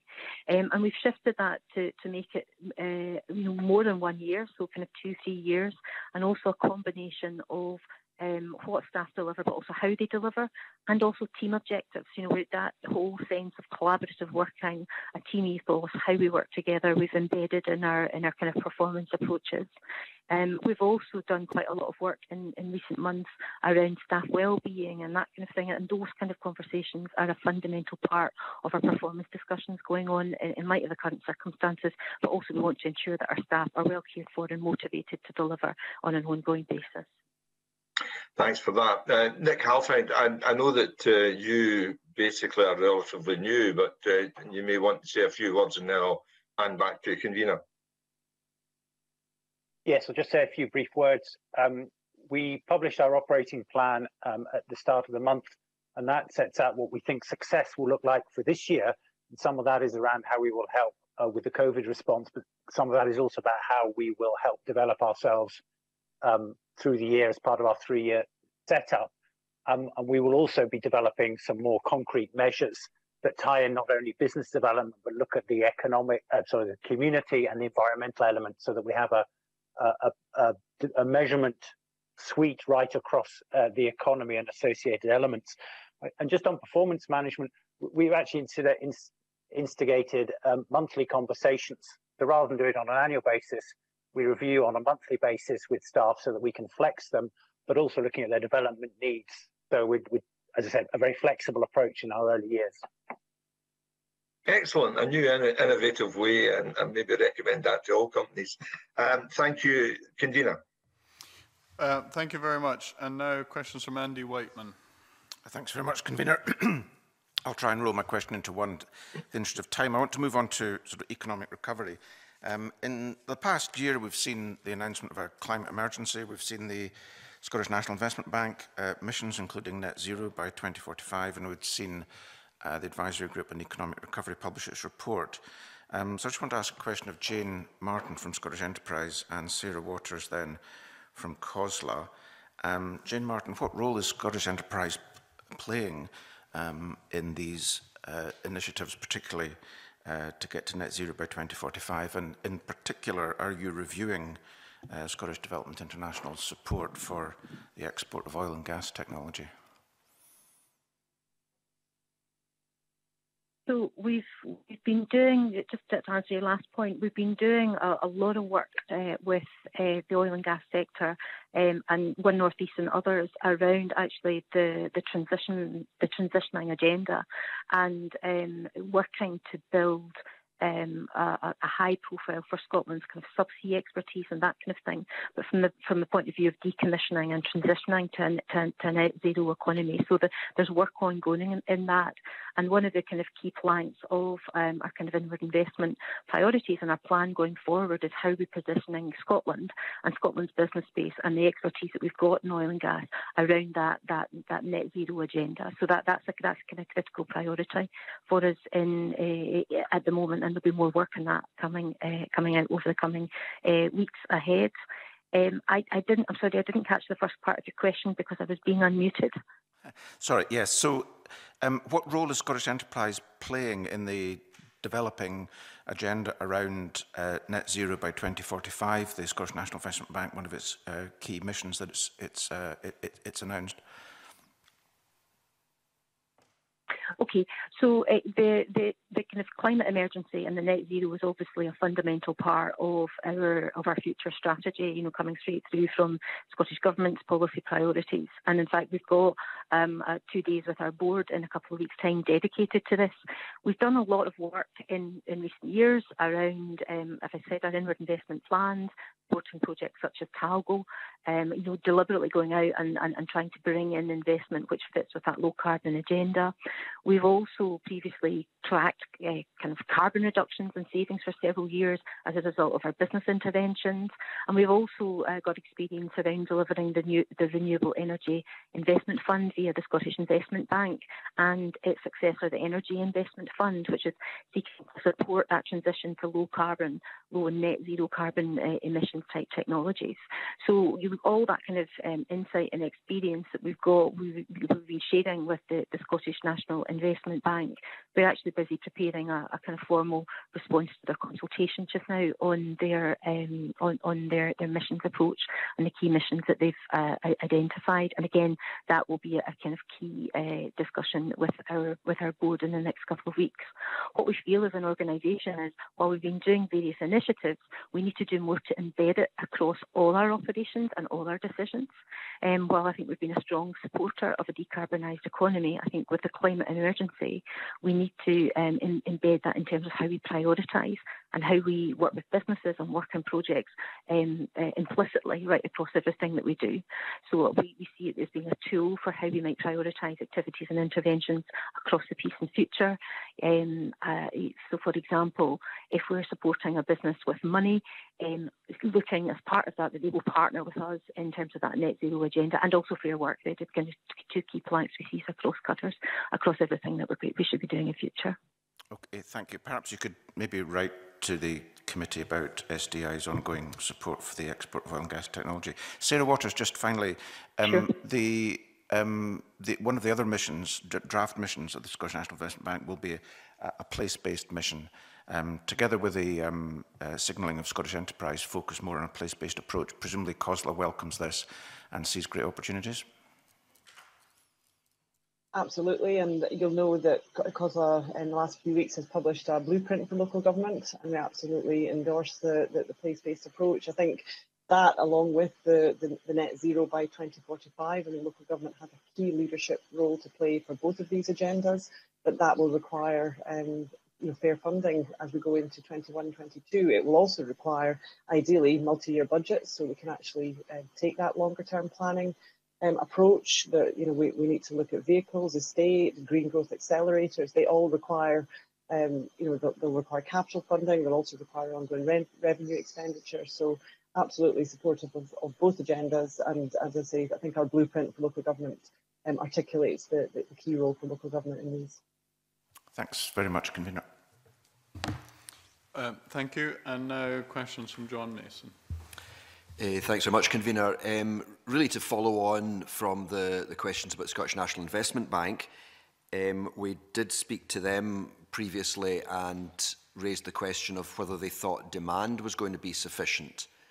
And of course, COVID makes that maybe even more questionable. So my question to the witnesses, I think I've already heard from Scottish Enterprise that they felt demand for their services was holding up.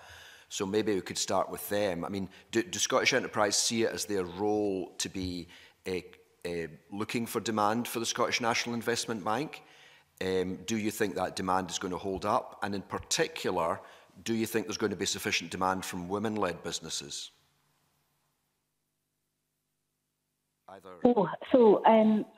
think that what we've been doing in recent years is we've been creating and stimulating demand actually for the whole system, and I think it's important that we are ambitious about what can be achieved and not be constrained by, what we've got at our own hand, if you like, what we've got at our own disposal. So that's a fundamental part of our strategy going forward. In terms of stimulating demand for the Scottish National Investment Bank, yes, I think that will be a role for us. I think it will be a role for the whole system, actually. The exact approach for how we would operationalise that in terms of how it would work and how we would fulfil that demand is still needs to be bottomed out. But we've got a whole range of kind of channels, tools, relationships at our disposal that we would use in terms of that. I mean, you'd asked particularly about women-led businesses. We have done quite a lot of work over the past couple of years around, working with kind of female entrepreneurs, working with Women's Enterprise Scotland and others, and actually trying to ensure we can understand the different kind of drivers, if you like, from a female-led business perspective. And again, very happy to share that and actually work with the Scottish National Investment Bank on that agenda. I think the committee's already explored previously some of the potential gaps there in terms of female-led businesses and borrowing and things like that going forward. So I think that there is a real opportunity there.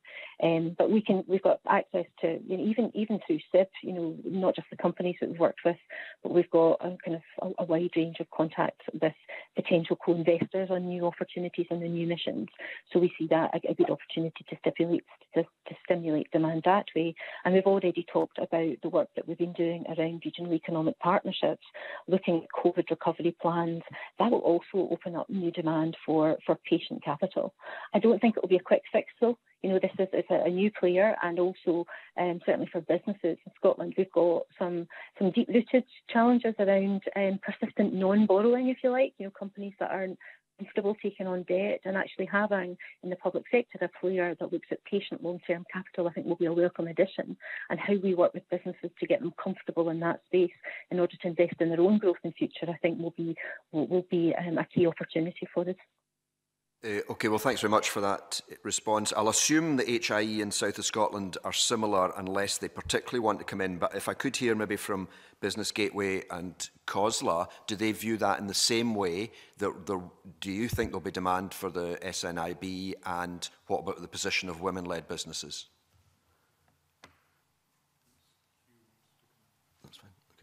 Well, Okay, I'm going to pick that one up. In terms of the kind of SNP missions, or as Jane said, the SNP is the new thing on the block. I think our view would be that access to capital, as described there, ties in very closely with one of the things we see as being a top priority coming out of the advisory group's report, and that's capital investment. And we saw a strong connection between the AGR report and SNP coming along. There is clearly an opportunity for that capital investment. In terms of the kind of women enterprise side of things, Business Gateway is a universal service. We're there to help absolutely everybody.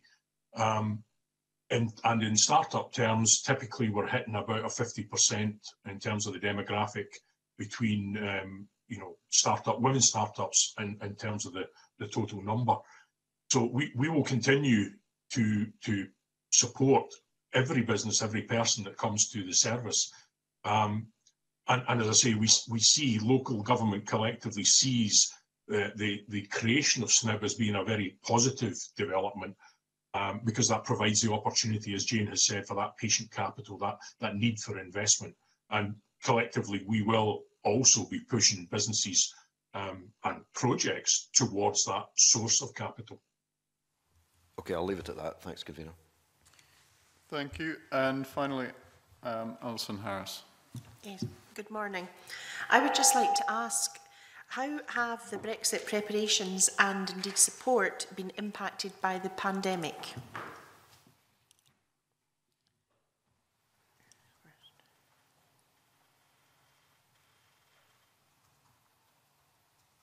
Charlotte, if I could go to you first, please. Thank you. I'll jump in again. As I said earlier, we were working collectively together on the kind of response to Brexit, which obviously was a challenge because no one was quite clear what that was going to be, but we recognised the potential impacts on businesses. So we were working together on that through what was the Brexit Response Steering Group. That, as I mentioned earlier, was repurposed to respond to the more immediate needs of the kind of COVID situation, and to some extent because Brexit had kind of slipped off the table. As I said earlier as well, clearly Brexit very much and very firmly back on the table. So the work that we've been doing has now again kind of coalesced around this idea that we need to be responding to COVID-19, which we're not out of, and Brexit, which is now just round the corner.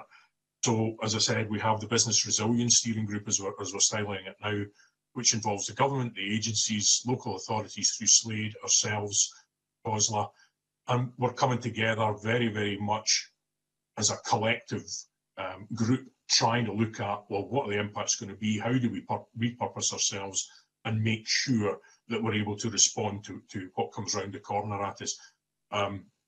Increasingly, well, it depends how things go in the next kind of 3-4 weeks. Are we looking at a no-deal scenario? What are we looking at, and what are the implications therefore of that?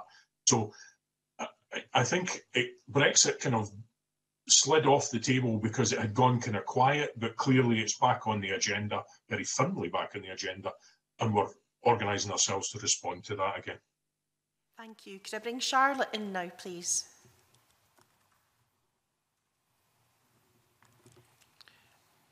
Oh, Charlotte, sorry, don't think your mic's on. Sorry. Sorry, can you hear me now? Yeah, sorry about that. Well, I'll just endorse Hugh's points and make a further point just around future funding. So as a region which has benefited massively over the last 25 years, there's no part of the Highlands and Islands that hasn't been touched by EU funds. We're particularly keen to see the progress of the Shared Prosperity Fund, and working with Scottish Government to set up a future funds team, which is multi-agency. That consultation has demonstrated strong support for a regional approach to both governance and delivery. And just wanted to say something that's I would absolutely endorse that as the way forward, and that we would hope to hear something soon about it. Okay, thank you. Has anyone else got anything further they would like to add, or?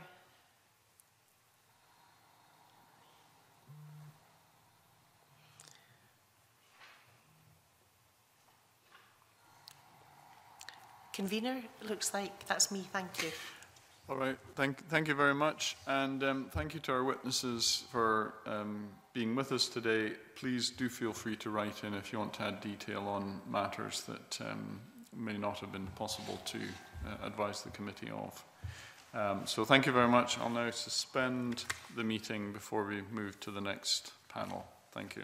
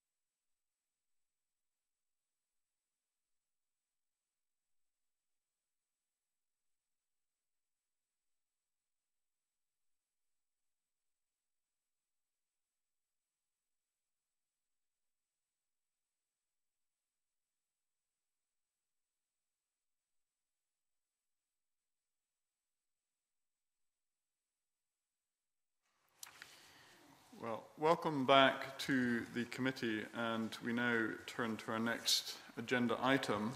We're joined now by Fiona Hislop, Cabinet Secretary for Economy, Fair Work and Culture, so welcome to you. And with Fiona is Kevin Quinlan, who's Director of International Trade and Investment. We also have joining remotely Mary McCallum, who's Director of Economic Development, Richard Rollison, Deputy Director, and Kathleen Swift, Business Manager, all of the Scottish Government. So welcome to all of you today. And I would now invite the Cabinet Secretary to make a brief opening statement. Thank you very much, Convener, and for asking me to attend the committee today. Can I say a great deal of work has taken place to work through the 4 stages of economic response, reset, restart and recovery. Our early response stages supported businesses to safely shut down and helped to maintain productive capacity in Scotland's economy with a business support programme worth £2.3 billion delivered through our enterprise agencies and in conjunction with local authorities. We worked to ensure that the support could be made available as quickly as possible to the eligible companies. Our reset and restart work involved the ongoing process with industry and trade unions to develop and update guidance for businesses and workers to operate in as safe a way as possible as more business sectors reopened, supported by the 3 pillars of workplace guidance, secondly, compliance and enforcement with HSE, environmental and police support, and thirdly, test and protect.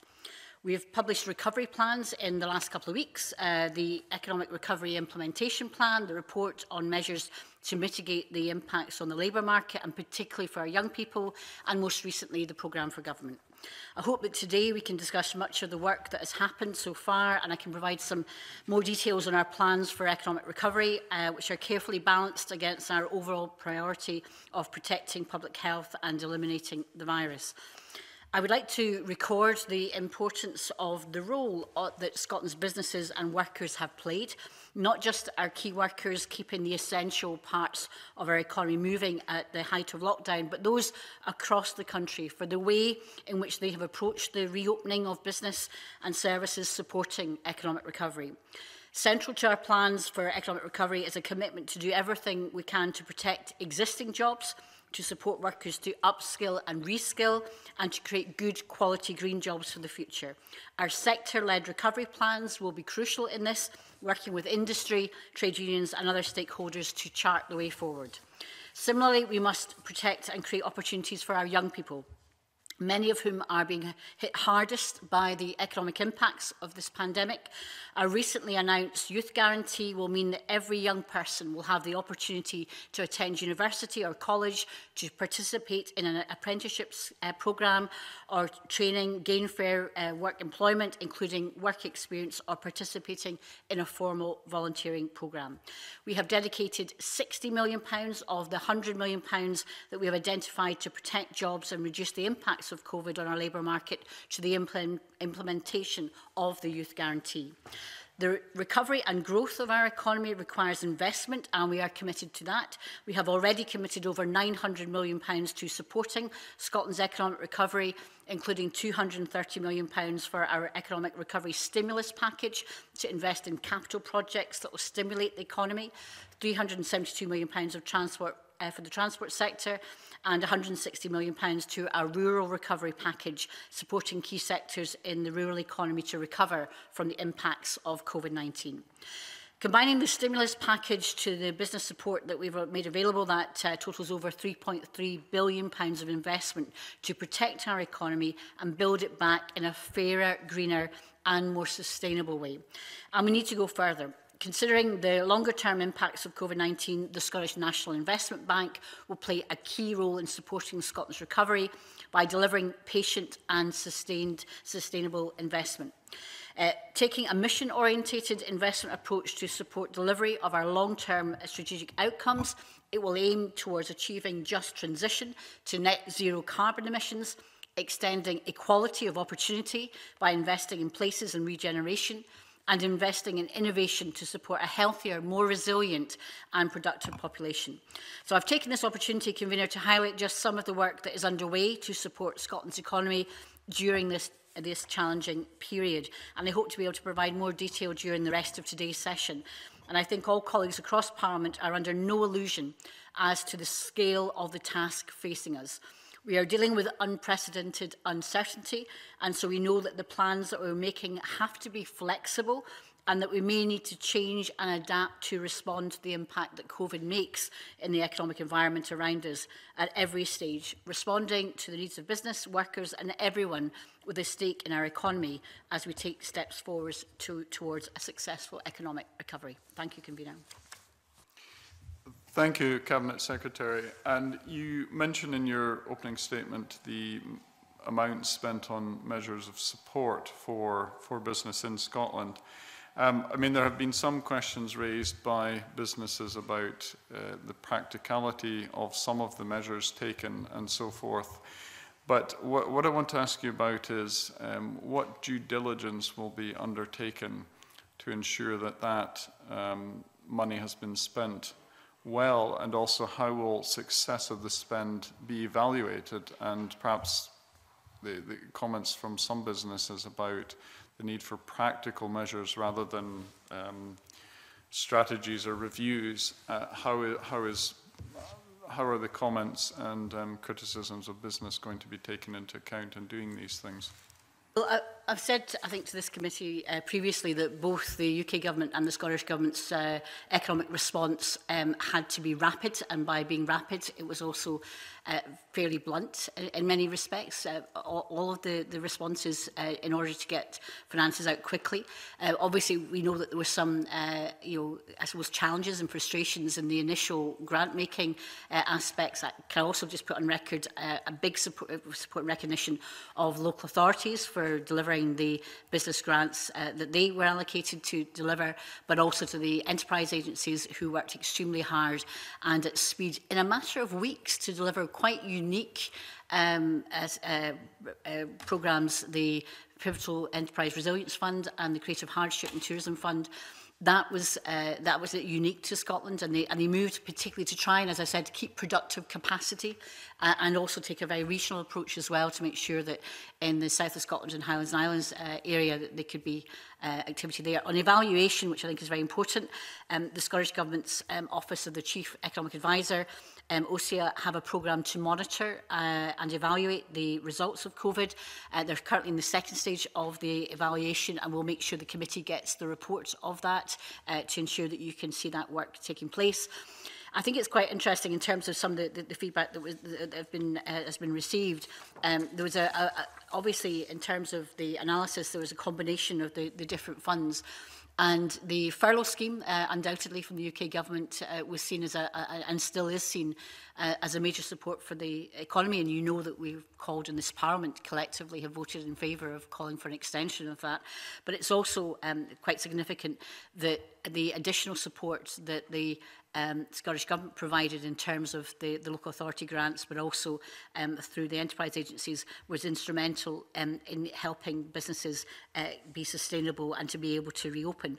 So we're making sure that there is that evaluation and the monitoring of that and the impact. And I think if you'll probably know from your own constituency work the importance of those funds. Not everybody obviously could receive the funds. They were very specific and targeted, and they were very practical, and that helped people in terms of their recovery. So in terms of the activity that we've put in terms of the £900 million for economic recovery, that really is an economic stimulus plan to make sure that there's a job creation element to that, to make sure that there's economic activity in terms of that regeneration. That means shovel-ready projects in terms of some of the areas. We've also seen recently the town centre regeneration plan as well. That helps in terms of economic activity. Some of the cultural work and funds that I've allocated is also about making sure that our heritage jobs are protected by activity and practical works taking place the length and breadth of the country. So that's as much about economic stimulus as well as the early stage growth fund that I announced just last week, helping the jobs development in early stage growth companies as well. So these are all areas that are about making sure that there's an economic stimulus for job creation and job activity and economic activity. And in terms of the accountability, we'll make sure that the committee gets the full evaluation that is taking place to make sure that there's a good understanding of the impact and also in terms of the activity that's taking place. Thank you for that answer. You mentioned the furlough scheme, but you also mentioned, of course, that a lot of the measures that were introduced, including by the Scottish Government, were temporary measures meant to deal with unusual circumstances. And I'm just wondering, in terms of the furlough scheme, what specific proposals the Scottish Government has made to the UK Government about how this can be fit into a long-term solution rather than simply a short-term provision, which is what it was intended as, bearing in mind that other European countries that I think have been referred to by the Minister, for example, in the debate on the motion you referred to Denmark, Germany, other countries where, in fact, their furlough schemes are part of a decades or indeed perhaps more than a century-old system, which has been fine-tuned to address the unusual circumstances, whereas the furlough scheme in the UK is perhaps not part of the bigger picture. So what I'm interested in is what specific approach and system have you recommended to the UK Government to enable that provision to fit into the long-term plan? Well, we've produced an analysis of the extension of the coronavirus scheme that indicates that for a cost of £850 million, 61,000 jobs could be protected. That would be an extension of the existing scheme for 8 months. That would, the equivalent of cost for that for the UK would be about 10 billion. Now, that's a lot of money, absolutely understand that, but we are in critical times, and currently the OBR indicating about over £190 billion has been spent by the UK Government. Obviously, they have the powers to borrow and also in other means by which they can finance that, as other countries have done. In relative terms, the £1,000 job, the return for retention for keeping somebody on the books that companies can get in January will cost about 9 billion, which is not much less than this, but it's a scattergun blanket approach. So we think that it's good value, that it would actually pay for itself in the longer run, because it would protect GDP and income in terms of tax take and also prevent spend on unemployment benefits. So that's why other countries have also decided to do the same in terms of extension. So 6 countries, Australia, Austria, France, Germany, Ireland and Switzerland, have extended their furlough schemes beyond this year, while Italy and Canada have extended them to the end of this year. So you asked me specifically what we've done in terms of approaching the UK Government. Before lockdown, when we were in the period of self-isolation only, before lockdown in March, I suggested to the UK Government at that time through the Bayes Minister that they should look at the German scheme, because the German scheme is the one that's well established, as you've said. It's developed over a period of time. The German scheme is quite interesting because it also has a provision for short-term working, and what I also personally spoke to the Chancellor about, and this would have been probably around the April-May time, was when we were trying to plot what a recovery and restart would look like, having the opportunity to have flexibility to bring some, because I remember at the beginning, it was, again, as I said, quite a blunt instrument, that it was all staff or no staff, etc., that be able to bring some staff back but keep some on furlough would enable a more effective restart. So again, I referred to the German scheme to the Chancellor at that point. In terms of what could happen, the full extension of the current scheme, and I think, bearing in mind, we are about to get announcements from both the UK Government and the Scottish Government today, which I think will obviously, give us all pause for thought as to how far the economy can restart properly when we're still living with the degree of infection that we have. We have to have a means by which we can have some kind of flexibility and some kind of certainty. There are particular sectors which have been hardest hit, which we know about. And again, I have made the case to the UK government in my regular quad calls with the UK government, and also directly when I was part of the, at that time, the round of economy ministers and Secretary of State's in the UK government and their regular calls with Rishi Sunak, that looking at some of the key areas in our sectors, oil and gas for different reasons, but related reasons a bit to COVID, and their transition to make sure the capacity there, the supply chain for capacity for engineering, for subsea expertise could be retained. We need that for our move into renewables and zero carbon. The aerospace issue, and I know there's real concern across all the administrations about aerospace. Again, it's about industrial and engineering capacity, particularly around tourism and hospitality. Although they're back, we all know they're not back to capacity they should be in, and indeed still a third of tourism and hospitality staff are furloughed. Many in other sectors, there's only 15% that are still furloughed.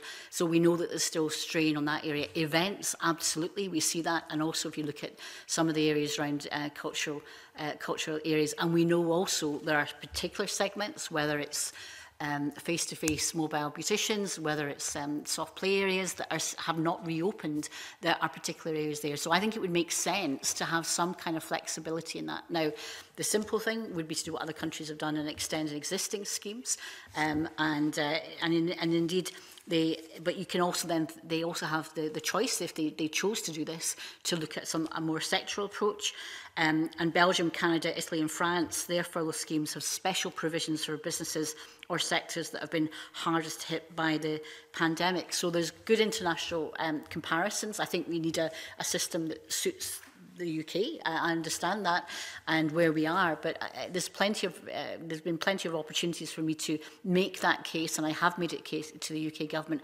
And I sincerely hope, particularly in the situation that we find ourselves in just now, that the logic of extension of the furlough scheme or some adaptation in some shape or form to meet the circumstances that we need is actually brought home to them, and that they respond flexibly. And I think a positive response to our call, and indeed industry's call, would be very, very welcome. It's about keeping productive capacity, but it's also self-interest for the UK government, because the loss of tax take, the fall in GDP and the cost of unemployment will outweigh what would be a temporary investment in a furlough scheme. Does that mean the Scottish Government will extend and continue schemes that it's been running? Well, in terms, the difference is that we do not have the financial levers to generate the £190 billion. We don't. If we had the same levers as other countries, whether it's France, Germany, whether it's Ireland, whether it's Norway, Denmark, if we had the same capacity as other countries to generate that level and degree of income with the powers that we currently don't have, then of course we can make those decisions to extend schemes that we currently have. We've managed, and I think this is the test here. Should we keep funds back in case we need them because of the timing of the pandemic, or should we have got them into the hands of businesses to protect capacity and to protect jobs? And we have allocated our funds, and they are with the businesses that need them. So unless there are consequentials to this government, unless there are flexibilities and powers, if we were given more powers to borrow, that would give us some degree of capacity. But we've got to be realistic. The UK government is the state. It has the fiscal levers, the economic levers that are required to do the scale of activity that's needed for a proper economic response. I would like this Parliament to have more powers to do that, but we don't. So we have to be realistic about where we are. I do think in terms of some of the business support that we need, for example, for local lockdowns, we will need to work with the UK government. And I've agreed in the last week's quad that I had with Ken Skates, the Welsh Minister, Minister Zahawi from the UK government, that we would work closely on what our experience was in Aberdeen in terms of the £1 million support we provided for the local lockdown activity there, and that we need to work together on that. But to do anything at scale, we will need to have additional either powers for this Parliament to generate more funds through borrowing, or indeed from the UK government in consequentials. So in terms of our allocations, our payments have been allocated. There are issues that obviously that I'm sure you will have heard and others about, what the business rates situation might be being in the future, and obviously that's been a great relief to many businesses. And again, that's an issue that Kate Forbes will need to consider as we start to put our budget together for next year. But I don't think you've spent the Barnett consequentials that have come to Scotland as a result of what the UK government funding has provided. Yes, we have. There is a very small marginal amount left which we would want to allocate, if we can, to some of the kind of issues around local lockdowns. So in terms of the spend that went to the non-domestic rates grants allocation, that has been used. We've also then used any underspend on that to help support some of our unique funds in Scotland, and also, for example, the tourism fund that Fergus Ewing launched in August to help maintain capacity in the tourism sector. I think that's in the value of £14 million. That also has been funded from that source as well. So it would be a mistake to reflect there is an underspend sitting ready to be allocated from those consequentials. And can you explain why? I mean, you give Germany as an example, but of course they had a surplus for the 3 years prior to COVID happening. Of course, they've gone into deficit now, so they had something like 50 billion euros more in terms of their financial position going into COVID than the United Kingdom had purely in that measure, based on years of, I think, what you would call austerity measures. How does that fit with the UK position in terms of further funding? Well, if you're asking me to reflect on the handling of the UK government's deficit over recent years, I mean, I'm not sure how useful that is to reflect on the Scottish budget, the Scottish government's budget. But obviously, the UK government's had significant challenges, and it's currently facing it's at 2 trillion of debt. That's an enormous amount of debt, as is other countries have got certain degrees of debt as well. But I mean, I think they're in a very challenging position economically. I think the issue is about resilience. And I would say one thing about, you mentioned austerity, and I think there's a very significant thing which I think we should reflect on, and why we need to have a well-being economy as opposed to one that is driven by austerity. We know from our 6 months experience of COVID and the impacts on public health that the inequalities that exist in our society that have been accentuated by years of austerity have actually had a public health impact. And if you look at those areas where you've seen most deaths, sadly, they also reflect areas of financial deprivation and poverty, and that has been accentuated over that period. So there is a public health dynamic to how you run your economics, and I do think, therefore, that if you're asking me what should happen in the future, I absolutely of the view that the UK government should not embark on austerity to help drive down the £2 trillion of debt they have, and there has to be an understanding of the consequences of austerity on lots of different areas, but also, as we've seen most sadly, in relation to public health. Well, I think that's a very broad topic, as you say, Cabinet Secretary, so I'll move now to Maurice Golden to focus on other matters. Thank you, Convener. Welcome, Cabinet Secretary. Just thinking about the business support landscape, how have other government agencies who might have a role in business support or economic development, such as SEPA or the Crown Estate, supported and coordinated with the enterprise agencies during the pandemic?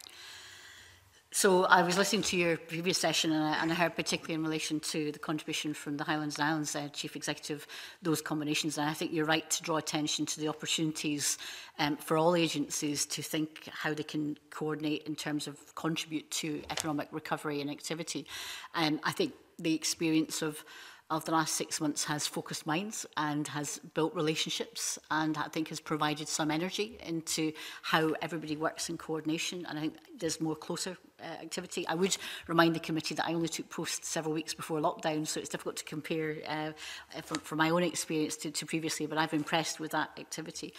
Similarly, I suppose from a government point of view, I've made sure during this period that we have a regular weekly meeting of economy ministers, and actually also there are regular meetings with the First Minister, with the Cabinet Secretaries, with an economy interest. But in my view, every minister has an economic interest, and so therefore how do we mobilise that activity across government? And I think there's more that can be done in that area. So I think if that's something the committee is interested in, we can look further about and how we do that. Certainly from a green recovery point of view, we need to see that the circular economy, which I know the member is very interested in, different areas. There are opportunities there for also green investment, and to make sure that we marry the opportunity and therefore the drive to push to net zero with the availability of not just public investment but also private investment in this area. Thank you. I think there's certainly a role, a centralised role, to help those agencies and other bodies work closely together. Obviously, we've heard earlier about how the enterprise agencies, beyond contractual commitments, have had to prioritise support during the COVID landscape. Is that something you've coordinated across government with those other agencies who could have a business support or economic development role to ask them to prioritise those functions during this pandemic? Yes, and that's what obviously the interim sort of letters of guidance that were issued to public bodies generally focused on that. But to give you an example, although I've transferred responsibility on tourism and events and hospitality to Fergus Ewing, I still keep an interest and have a responsibility for major events. And Visit Scotland, for example, refocus their activity to help deliver and support for the events industry. So although we've managed to I allocated some of the consequentials to the events sector, they have also then looked at the Event Scotland side of Visit Scotland, how they can reorganise some of the Event Scotland activity instead of delivering, but how you can refocus it for activity. I'll give you another example in relation to, we know from the festivals on the cultural side of things, we didn't reduce their funding, but we said make sure you support freelancers. So, for example, the Edinburgh International Festival helped support 500 freelancers during their activity doing virtually. In terms of the enterprise agencies, it's been more challenging because actually, although we might have expected the pipeline of opportunities to perhaps have attrition, as we heard earlier, that hasn't been the case. So there's been less opportunity to use some of that funding. But then actually I'd rather have more opportunities with future pipeline activity coming through than not, because that's the jobs that we will need going forward. So therefore there's been an adjustment of that, but we've been using obviously the resources that we have and tried to reorganise where we can, because every penny will count in how we can readjust, and being smart with what we've got is a real challenge. And that's why I talked about flexibility earlier on in terms of our programmes, but also in terms of our financing, to make sure that we're getting resources to where it's needed. But we have got challenges, and therefore some of the flexibilities between capital and revenue, for example, are important from a Scottish Government's point of view. But from my perspective, in my budget, having capital for jobs is really important, and trying to get as much of that into the hands of our enterprise agencies this year, if we can do that, is something that we'll try and do. That won't be reconciled until sometime in the future, but I'm sure that's something that you'll take an interest in. Thank you, Cabinet Secretary. Colin Beattie. Thank you, Convener. Cabinet Secretary, I'd like to look a little bit at economic development, and we've had a fair few comments to the committee on that. And if I pick one of them, the STUC states that it's of the view that Scotland's economic policy-making infrastructure is fragmented and lacks the capacity to meaningfully shape economic development. What would be your response to that statement? Well, economic development is complex. It has a national dimension, it has an international dimension, it has a local dimension, and there's a lot of focus, and again from the advisory group on economic recovery, and you've seen from our programme for government, more of an adjustment to a place-based activity, which is also in relation to a more localised response.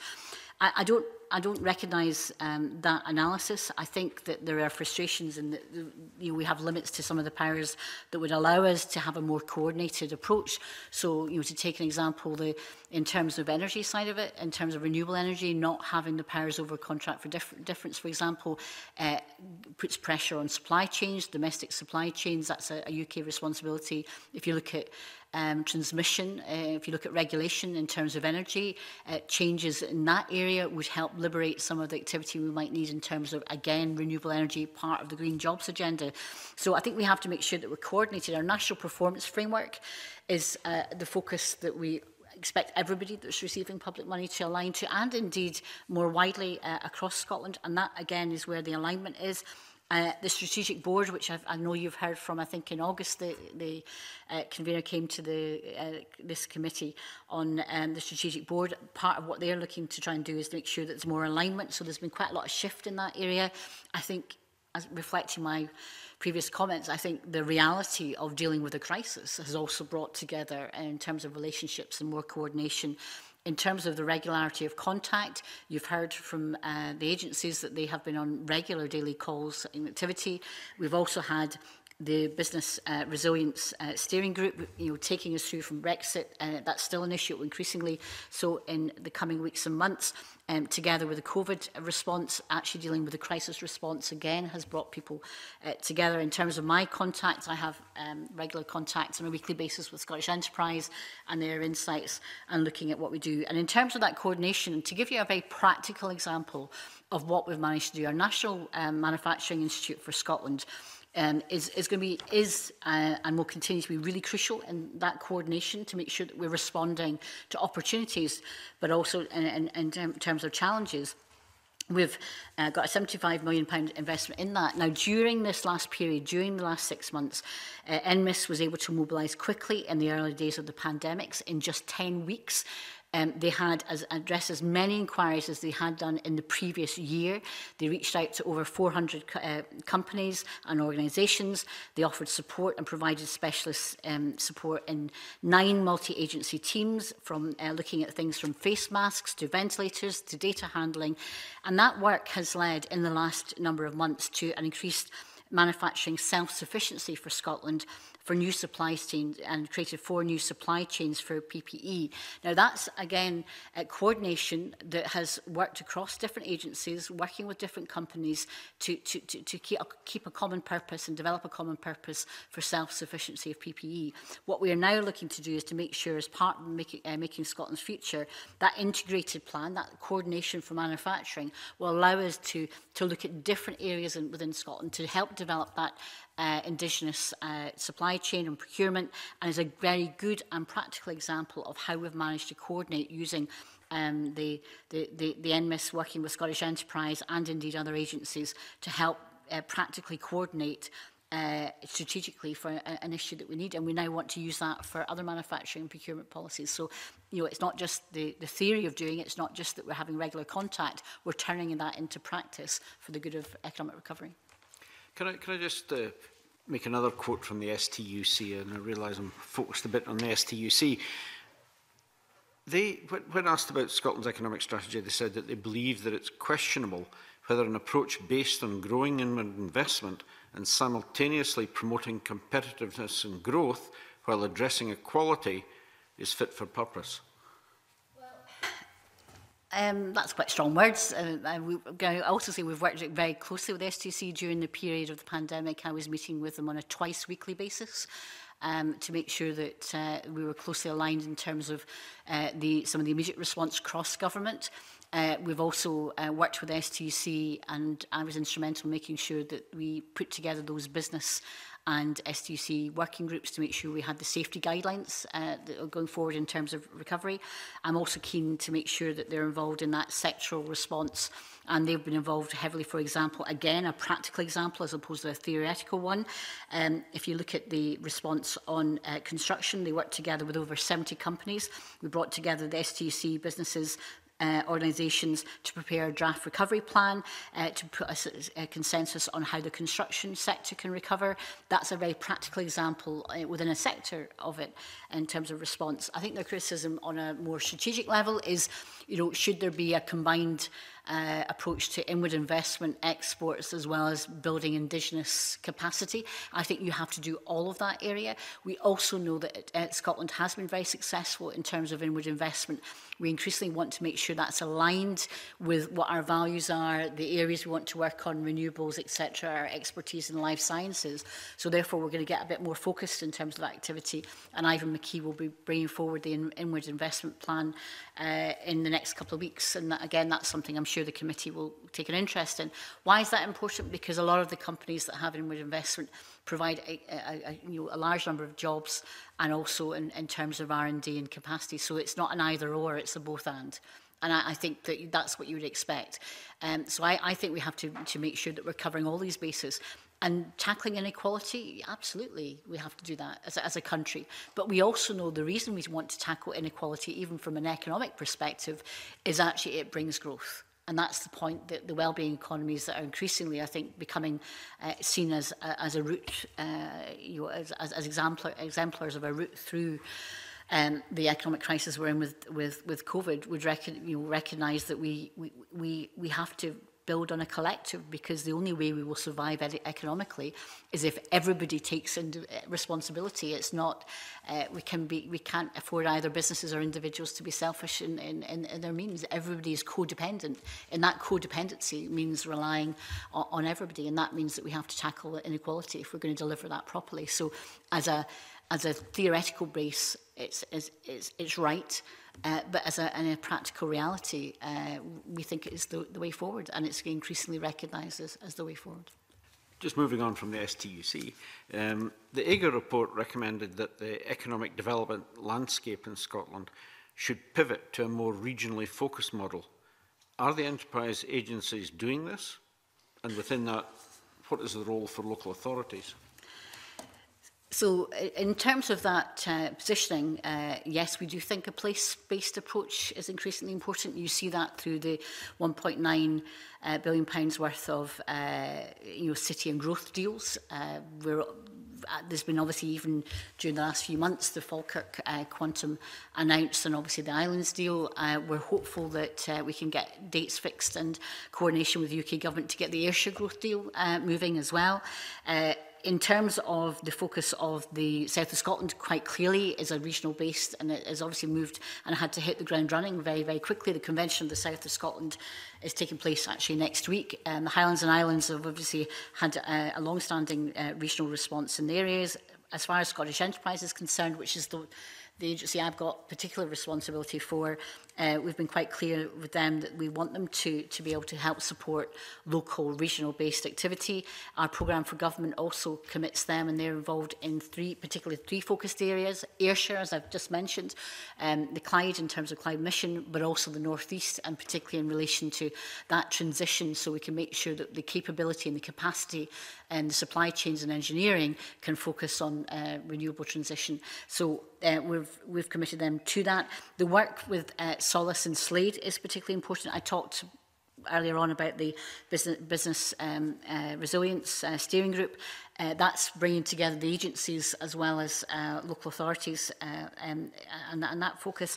I've had regular calls with Councillor Heddle from COSLA in looking about how we can align. Local authorities are going to be critical in terms of the youth guarantee and how we tackle labour market approaches, and that's going to be an area that will be increasingly important as well. So you're starting to see in very practical terms the theory of saying that we want a place-based approach turning into practice in terms of the initiatives, and there'll be announcements about the Clyde mission, I hope, over the next week or two. Thank you, Cabinet Secretary. Back to the convener. And now Richard Lyle, who joins us remotely.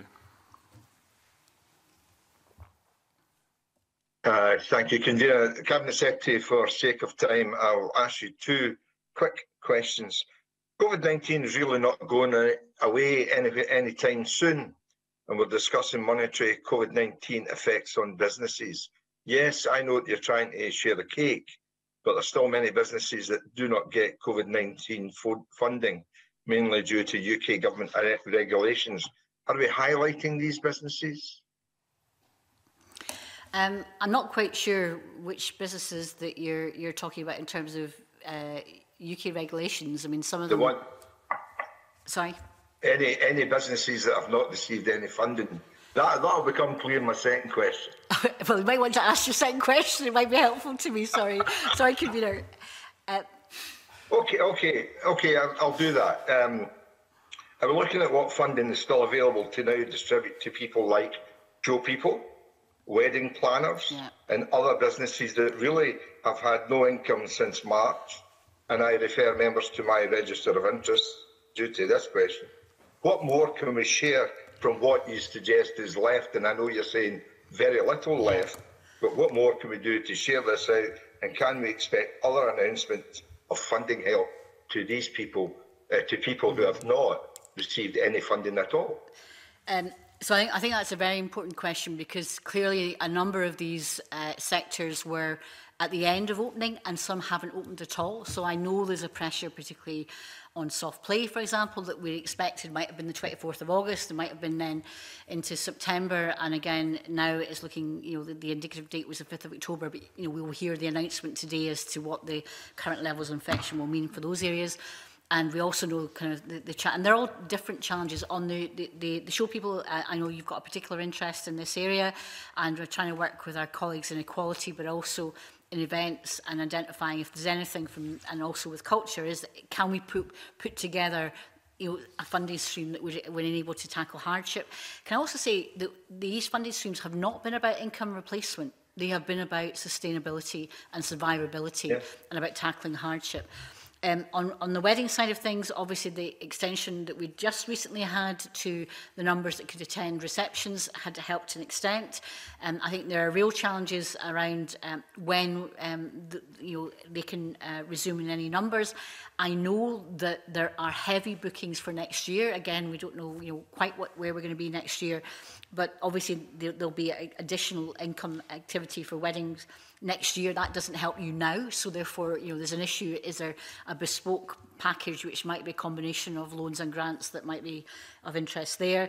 I've already mentioned the fact that we know that face-to-face beauticians aren't able to, mobile beauticians can't return, and I've also mentioned soft play. So I have been in discussions with the Finance Secretary to try and identify the specific areas that are not open. As I said, in other areas, because of the heritage, culture and arts consequentials, we are being able to provide some support in those areas. So I'll give you an example. For freelancers, if you work in the screen industry, some of them haven't received funding. There was a fund just opened yesterday from Screen Scotland that can help them. So we're trying to work out the ones that can get funding, those sectors that haven't opened, and there's a lot in that area of culture, heritage events, how they can get funded. But the ones you've identified are quite specific. There aren't remaining business consequentials I can suddenly allocate and say that we can give them give them to these groups. What I have to try and do is work with Finance Secretary to see if there's any room to manoeuvre. So, for example, trying to change some of the capital to revenue might help lots of different areas in government, but also might help us in this area, for example. So when I talked about trying to be flexible and adaptable, it's also about trying to be creative. So we know the needs there, and I can't promise you that there's an instant solution, but we are working on it. Cabinet Secretary, I for one live in the real world. I've been a politician maybe too long, but the situation is that there are people. I know you're trying to help now. I thank you for that. I'll hand back to convener now. Rhoda Grant. Thank you, convener. Can I turn towards the investment bank and its proposed missions, please? Some of the organisations that have been in touch with the committee said there's a dearth of information pertaining to gender equality. And we also had an evidence that there was a lack of recognition of charity, voluntary and social enterprise sector, and indeed co-ops as well. So I wonder what your response is to those concerns expressed to the committee. Hi, sorry, I've just realised where you are. Sorry, where's the voice coming from? Sorry, Rhoda, sorry, apologies, convener. I am aware of those concerns. I think it's important that we recognise that the bank is governed by legislation.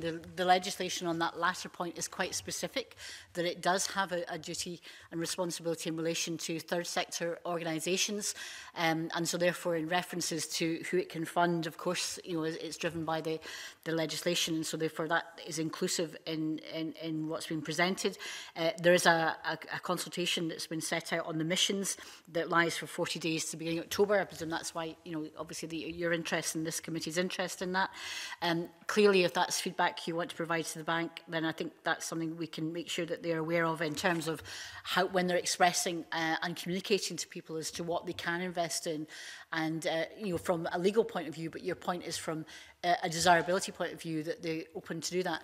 I would emphasise, again, convener, I've been very struck during the COVID experience of the role of the third sector in helping protect and generate jobs. So the Third Sector Resilience Fund, for example, has been very effective the length and breadth of Scotland.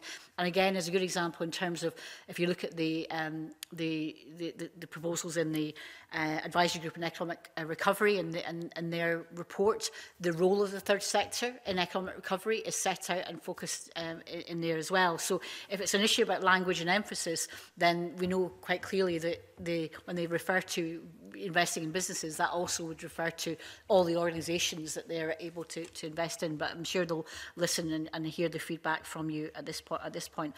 On equalities issues, again, it might be helpful for the committee. The equalities legislation will be amended so that the public sector equality duty applies to the bank, requiring it to have due regard to the need to eliminate discrimination and advance equality of opportunity when carrying out its activities.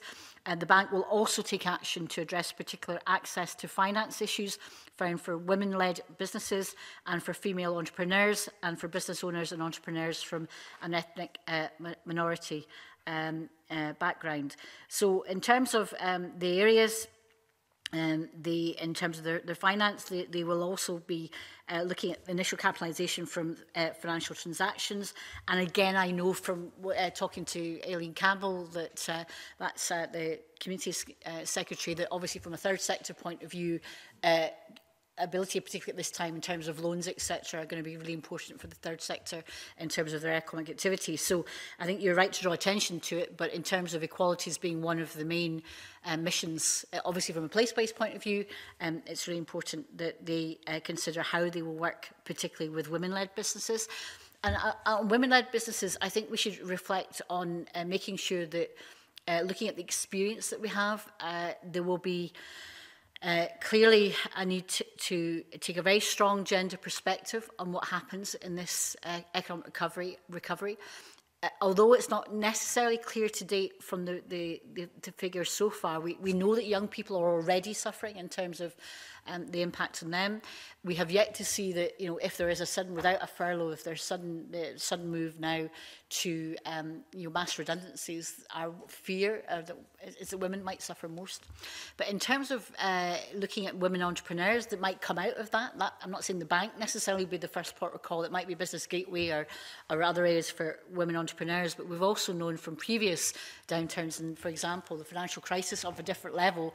But in Highlands and Islands, for example, there was a large number of startups as a result of people taking redundancy packages and then changing into different areas back 10 years ago. I want to make sure there are opportunities for women because women are also very successful, we know, in terms of their experience in business and in terms of that startup and in terms of investment areas. Obviously, they would have to align to the missions that are in the bank in terms of place and equalities, but also I think there's an opportunity to do that as well, that not everything will have to happen in Glasgow and Edinburgh, and that's part of trying to look at what happens to our economy and our geography of our economy thereafter, and that again is part of that mission-based focus, and that might again suit women who want to decide to set up businesses in the area that they want to be in. But the zero carbon just transition focus is the primary mission, so it has to be there. But I think the points you raise about equalities and gender, I hope I've given you some kind of background as to what they will need to do by legislation, what we want them to do, but also the importance of making sure that there is a gender focus in the work of the bank, which I would point out is led by a woman. Okay, can I just push you a little on that, because we took evidence last week and it seemed it was a bit like business as usual. While the bank is not operational, they are already, I suppose, looking at where they might invest, and we're hearing back from third sector and the like that they are not part of that, and it seemed to be that they will be taken into the kind of the congregation of people they're speaking to at some point, but they're not at the moment. So I wonder what you're going to do to make sure that, to measure them against and hold them to those ideals that are in place. I think, in terms of their responsibility, I referred to the legislation, and I'm looking to Kevin, who was rapidly looking at the legislation, and the references, particularly in relation to third sector duties. So, as the Cabinet Secretary, we hold them to account in relation to their into the founding legislation, and also if that's feedback that their visibility should be stronger in relation to that area. And my regular calls that I have with the Chief Executive and the Chair, I can speak to them about that area in particular. But do you want to, Kevin, could you maybe quote the legislation if you've got that to hand? Sure, certainly, yeah. Which I'm sure the committee is aware of because they will have looked at it previously. So this reflected feedback from the third sector and obviously from parliamentarians as well. So the legislation that Ms Hislop was referring to, for the avoidance of doubt, the Articles of Association may provide that the bank may give financial assistance to a third sector body as defined in Section 37 of the Community Social Justice Scotland Act. And as Cabinet Secretary has outlined, I mean, there's a variety of other different measures which we would be holding them to account. I won't recap what you've said, but certainly that would be a subject that we will continue to engage the bank around.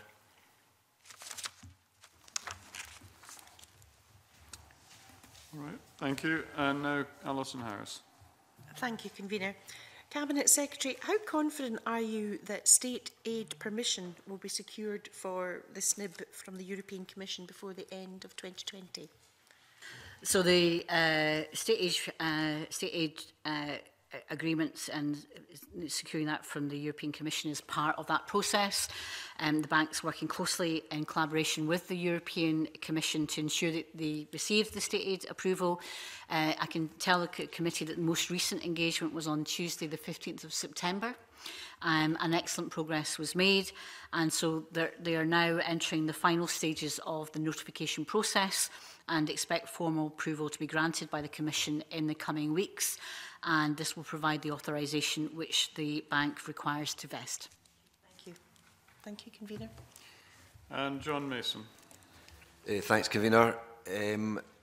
Following on from Alison Harris's question, another issue that has been outstanding has been HM Treasury dispensation, which I think would have meant at the end of the year there would be the bank would be treated separately, and any balances it had would not be treated as part of the government. But I understand that has not been forthcoming, and I just wonder if you can update us where we are with that and if there are any problems going to arise because of that.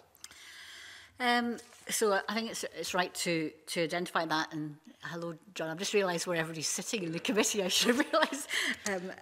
Yeah, you're correct that for the bank to able to operate in the way that's intended, the Scottish Government needs to secure a dispensation from HM Treasury to have the flexibility to manage and carry forward cash balances for the bank over financial year ends. The Scottish Government is engaging with the Treasury about the fiscal framework, including how the bank's position could be managed as part of this. And the fiscal framework, as you'll be aware, will be reviewed following the completion of an independent report by the end of 2021. So until there is a dispensation arrangement for the bank, in place. Its year-end financial position will need to be accommodated as part of the overall Scotland Reserve. Clearly, our preference is that it's not, because that provides more flexibility for the overall Scottish budget, but also for the bank itself. So any encouragement and support from this committee to enable the bank to have that flexibility and communicated to the Treasury would be gratefully received. So in practice, that would mean hopefully it's only 1 year end, that is March 21, that would be a problem. And if I'm right in understanding that, so if they've got a balance sitting that they've not yet invested, that would have to be included in the Scotland Reserve. But hopefully that won't be a problem because there won't be much else in the Scotland Reserve. Well, I mean, it's a movable feast, but that's the possible constraint. But obviously, trying to get the dispensation sooner rather than later is to the benefit not only of the Scottish National Investment Bank, but also Scotland's Reserve. Thanks. And the other area I wanted to move into was the whole question of demand stimulation. We raised this with the bank last week, and we raised it today with Scottish Enterprise and the others who were in earlier. I mean, there's always been a question as to would there be, are businesses all there ready to come up to SNIB, or will they need a bit of encouragement to understand what's going on and what they're going to do? And of course, that could be made worse by COVID if businesses are less confident. So do you think there's a problem with this, or do you think it's going to be plain sailing? I don't think anything is going to be plain sailing for anybody anytime soon, either in our economy or globally. I think there'll be challenges everywhere, but I would reflect that the experience to date, as we heard from the enterprise agencies, that there is still a pipeline of people wanting to, and businesses wanting to receive public support, but also match with private investment. I think there's a challenge in some areas around private investment, which is why we've specifically, as part of our economic stimulus, helped support early stage growth companies, because they will generate jobs with investment. And I announced the results of £3 million that we invested in the early stage growth companies that have resulted in 41 companies being developed. So I think in terms of the investment, if you look at the rest of our programme for government, the incentives around decarbonisation that's there in terms of the decarbonisation fund, the Green Jobs Fund that we've got from the programme for government, helping stimulate both domestic but also potentially inward investment in terms of support in that area. We think there will be a pipeline of interest. We want Scotland to be the place you want to do business if you want to be in the renewable energy, or you want to be in whether it's hydrogen in terms of transportation in different areas. So I'm confident that there will be an interest in pipeline, but you're correct, everybody should be involved in stimulating that. So to give you an example, just the other week I was at the Moss End International Freight Park, where we were launching the green investment portfolio with an initial capital portfolio of 1.6 billion ready for investment. We're obviously trying to attract green finance from lots of different parts of the world, but also from Scotland. The Scottish National Investment Bank may be interested in partnering some of that. That's a pipeline of ready-made different activity that could be invested in. But obviously there is a responsibility in all the enterprise agencies and indeed local government identifying candidates for good investment opportunities for the Scottish National Investment Bank. So it'll need work, it'll need focus, they'll need visibility, and I think referring to Rhoda Grant's question, visibility in a wider spectrum. But remember, they haven't vested yet, they're yet established. I think the amount of interest and engagement that's happened with the National Investment Bank to date has been encouraging, but obviously there's more work to do. So I'm not saying it's going to be plain sailing, because it's not, but I do think that counter to what our instinct might have been, that there would have been a drying up of potential pipeline business opportunities. What we've seen, there might be some delays, but it's not necessarily falling away to the extent that we thought for the enterprise agencies. Similarly, I think for the National Investment Bank, there's still going to be opportunities, especially if we get, if we look at some of the big areas that we want to get involved in terms of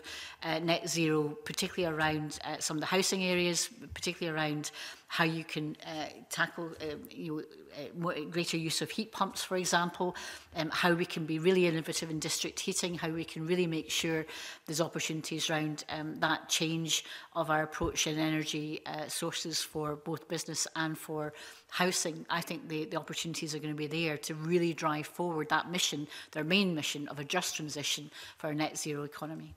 I think it's my final point, but I mean, I do agree that there's obviously needs around there, but that, I was more interested about how it's going to happen. I mean, my understanding is the British Business Bank has a specific unit within it, the Demand Development Unit, which is out there, stimulating demand. When asked SNIB about that last week, they seemed to be more just feel, well, it's all of our jobs. Everybody in SNIB will be out there seeking to demand. Do you think there needs to be a special unit or not? Again, the operational management of the Scottish National Investment Bank is for the National Investment Bank. And I think it's a bit like I said previously, I mean, I view all the ministers as having an interest in the economy. They're all economy ministers to an extent. Similarly, that's the very nature of the Scottish National Investment Bank. There'll be specialisms within it, quite clearly. But it's not necessary for the government minister to dictate to the chief executive how she sets up the operational management of it. But obviously, she'll look at other examples of what's happened elsewhere. Thank you very much. And now the Deputy Convener, Willie Coffey, who joins us remotely. Thank you very much, Convener. Just the one question from me, Convener, given the time constraints. It's just to ask the Cabinet Secretary, COVID is having a serious enough impact on employment, especially if furlough ends, where we might expect 60,000 jobs to be lost in Scotland. But the madness of Brexit is the elephant in the room that's coming along swiftly. What is the government trying to do to reconcile these two major issues that have major impact on the Scottish economy and still plan ahead for our greener economic recovery and to meet our commitments to things like climate change and biodiversity recovery and so on? How are we faring with all of these challenges that you face? So coming through COVID, the last thing that we probably wanted to see would be the headwinds of Brexit coming, charging down over the next couple of weeks and months, particularly when we don't know particularly what the deal will be, whether in fact there'll be a deal at all. So, Convener, I'm not necessarily going to get into the politics of Brexit. I'm sure that's been rehearsed plenty of opportunities in this committee, but it's very serious indeed in terms of the practicalities and the planning aspects of what's required by many. In terms of the Brexit Response Steering Group, that's now obviously been meeting with a focus on COVID more recently, but actually it's always kept and maintained an interest and understanding and coordinating activity in terms of Brexit preparations.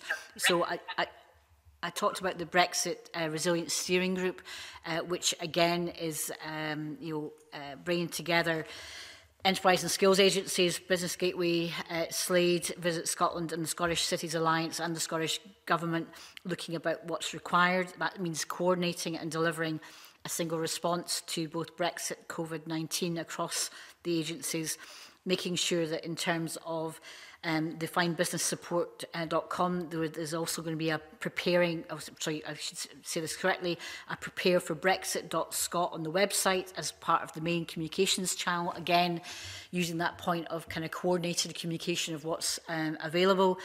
And also in terms of the Brexit Response Leadership Group, which has the chairs and CEOs of the enterprise and skills enterprise looking at strategic direction. So there are challenges. We don't know what the trade agreements are necessarily going to look like, although we have concerns obviously around the response to the trade agreements that we've seen to date coming nowhere near what the GDP loss will be from the EU. It is really important that we maintain standards, that we don't have a race to the bottom. We've got an internal market bill that actually will run a coach of horses through devolved administration responsibilities regulations, which will cause real challenges, and we saw some of the concerns even from architects yesterday about standards being diminished as part of that. So, I could spend a long time raising my concerns about where we are. We have to try and chart a way forward through a fog of uncertainty that gives no clarity for business, and that's going to be a real practical issue over the next few weeks. And if we don't have measures in place in relation to a deal with the EU. There will be logistical challenges, procurement challenges, supply chain challenges that will impact on every business. Obviously, there's licensing issues and there's support for businesses about what practical arrangements they'll need in a very practical way. We're also working with the UK departments and trying to make sure that in terms of our reach for the companies, we know our exporters, and particularly with SDI colleagues, that we can have lines of communication that helps provide the information that they need. But this is September. As you all know, we have very little time left and very few opportunities to make sure that we're ready, and I'm not sure that everybody can be ready in a period of uncertainty when we still do not know if there will be a deal with the EU.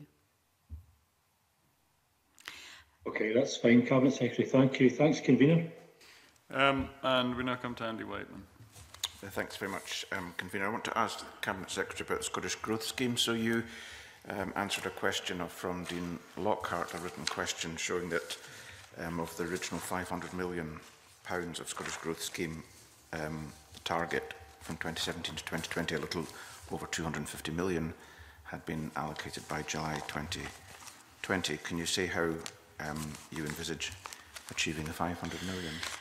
So obviously the 500 million is a target. It's not public money that's available for allocating, and it obviously has to be demand-led. So, that's a challenge and has been a continuous challenge. And in terms of that activity, I think we're now at about, one of the officials might be able to help me on this one as well, but I think we're around about 264 million in terms of the amount that's allocated. I'll correct the record if that's the incorrect figure.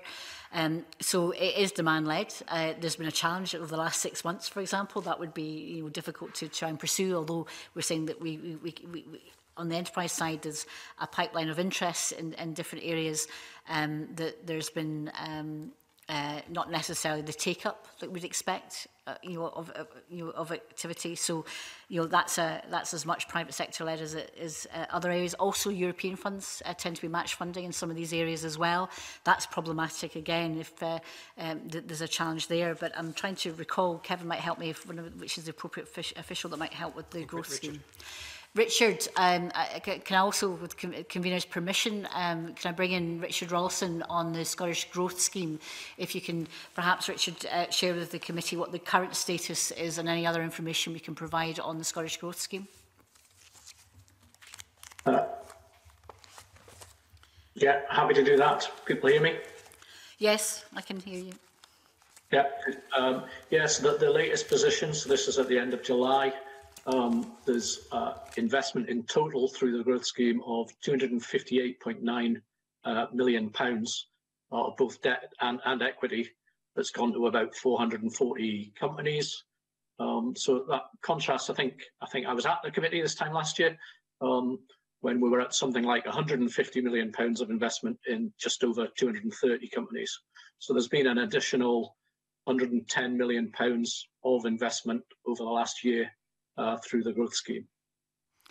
So thank you for correcting my incorrect figures. Thank you very much, Richard. Cabinet Secretary. I also want to follow up a letter that Ivan McKee on behalf of the Scottish Government wrote to us in February 2020. And this was in response to our work on the strategic board. And he said that the strategic board's analytical unit was developing a measurement framework to allow the board to track progress against outcomes and impact using relevant indicators from the Scottish National Performance Framework. Do you have any insight into how that work's progressing? Or would that be a question more directed at the strategic board? I think it should be more directed at the strategic board. I mean, to be fair, they were about to develop this work, and then COVID struck. So therefore, in terms of, they have quite correctly sort of refocused their work on making sure that the agencies were aligned, and they produced their report about how the agency should work in response to COVID. But I think it's a very important piece of work because it aligns with the National Performance Framework, which in and of itself also embeds that kind of wellbeing economy approach. So I think it's going to be an important piece of work in terms of contribution. But I think in terms of the progress of that, it'd be more helpful if the committee perhaps approached the chair of the strategic board. Okay, thanks. Thank you, Convener. Thank you, Convener. Sorry, not Convener, Cabinet Secretary. I'm sitting here. the room setup is confusing even me. Hello. There's one last matter that perhaps I could just ask you about before we close this session. I'm not going to dwell on the excellencies of Brexit, but rather a question about the enterprise agencies and budget allocation. We have heard evidence of overcommitments by Scottish Enterprise and Highlands and Islands Enterprise. And so the question is, first of all, whether these agencies are sufficiently resourced. And also the second question, which is about the scale of losses and written off claims by Scottish Enterprise. Are you concerned by these, and what are the lessons to be learned? I'll address the first matter, come on to the second, and again I might bring in Richard Rollison on some of the write-off issues. In relation to the budgets, clearly there was more of an alignment of budgets for the last year, the 2019-20 budget, and particularly with the development of the South of Scotland Enterprise Agency, but also partnership, and the Scottish National Investment Bank, and there was retention of capital but a reduction in revenue. Obviously, I would like to, as the Economy Secretary, I would like to have more resources for the enterprise agencies, and any support this committee can give to me, that would be welcome in the process as part of that pre-budget scrutiny. However, we have to deal in the realities of where we are, so we have to maximise what we can do with the resources we have.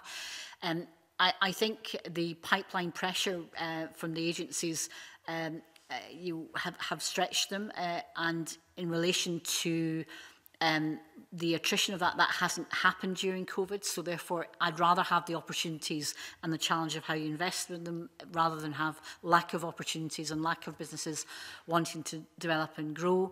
And again this I suppose refers to some of the kind of in-year activity that I've been involved in. I think it's really important that we have capital for jobs. I'm trying to ensure as much as possible I can secure that. You saw that in the programme for government with our green investment jobs allocation, but also in relation to the infrastructure investment plan, which will give us a longer view of that. I think capital for jobs is really important.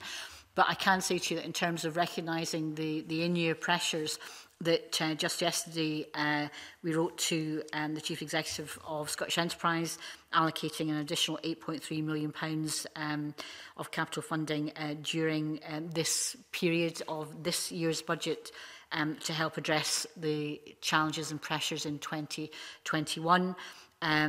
We will continue to look at the opportunities for the use of capital in particular to help pipeline projects that businesses are bringing forward.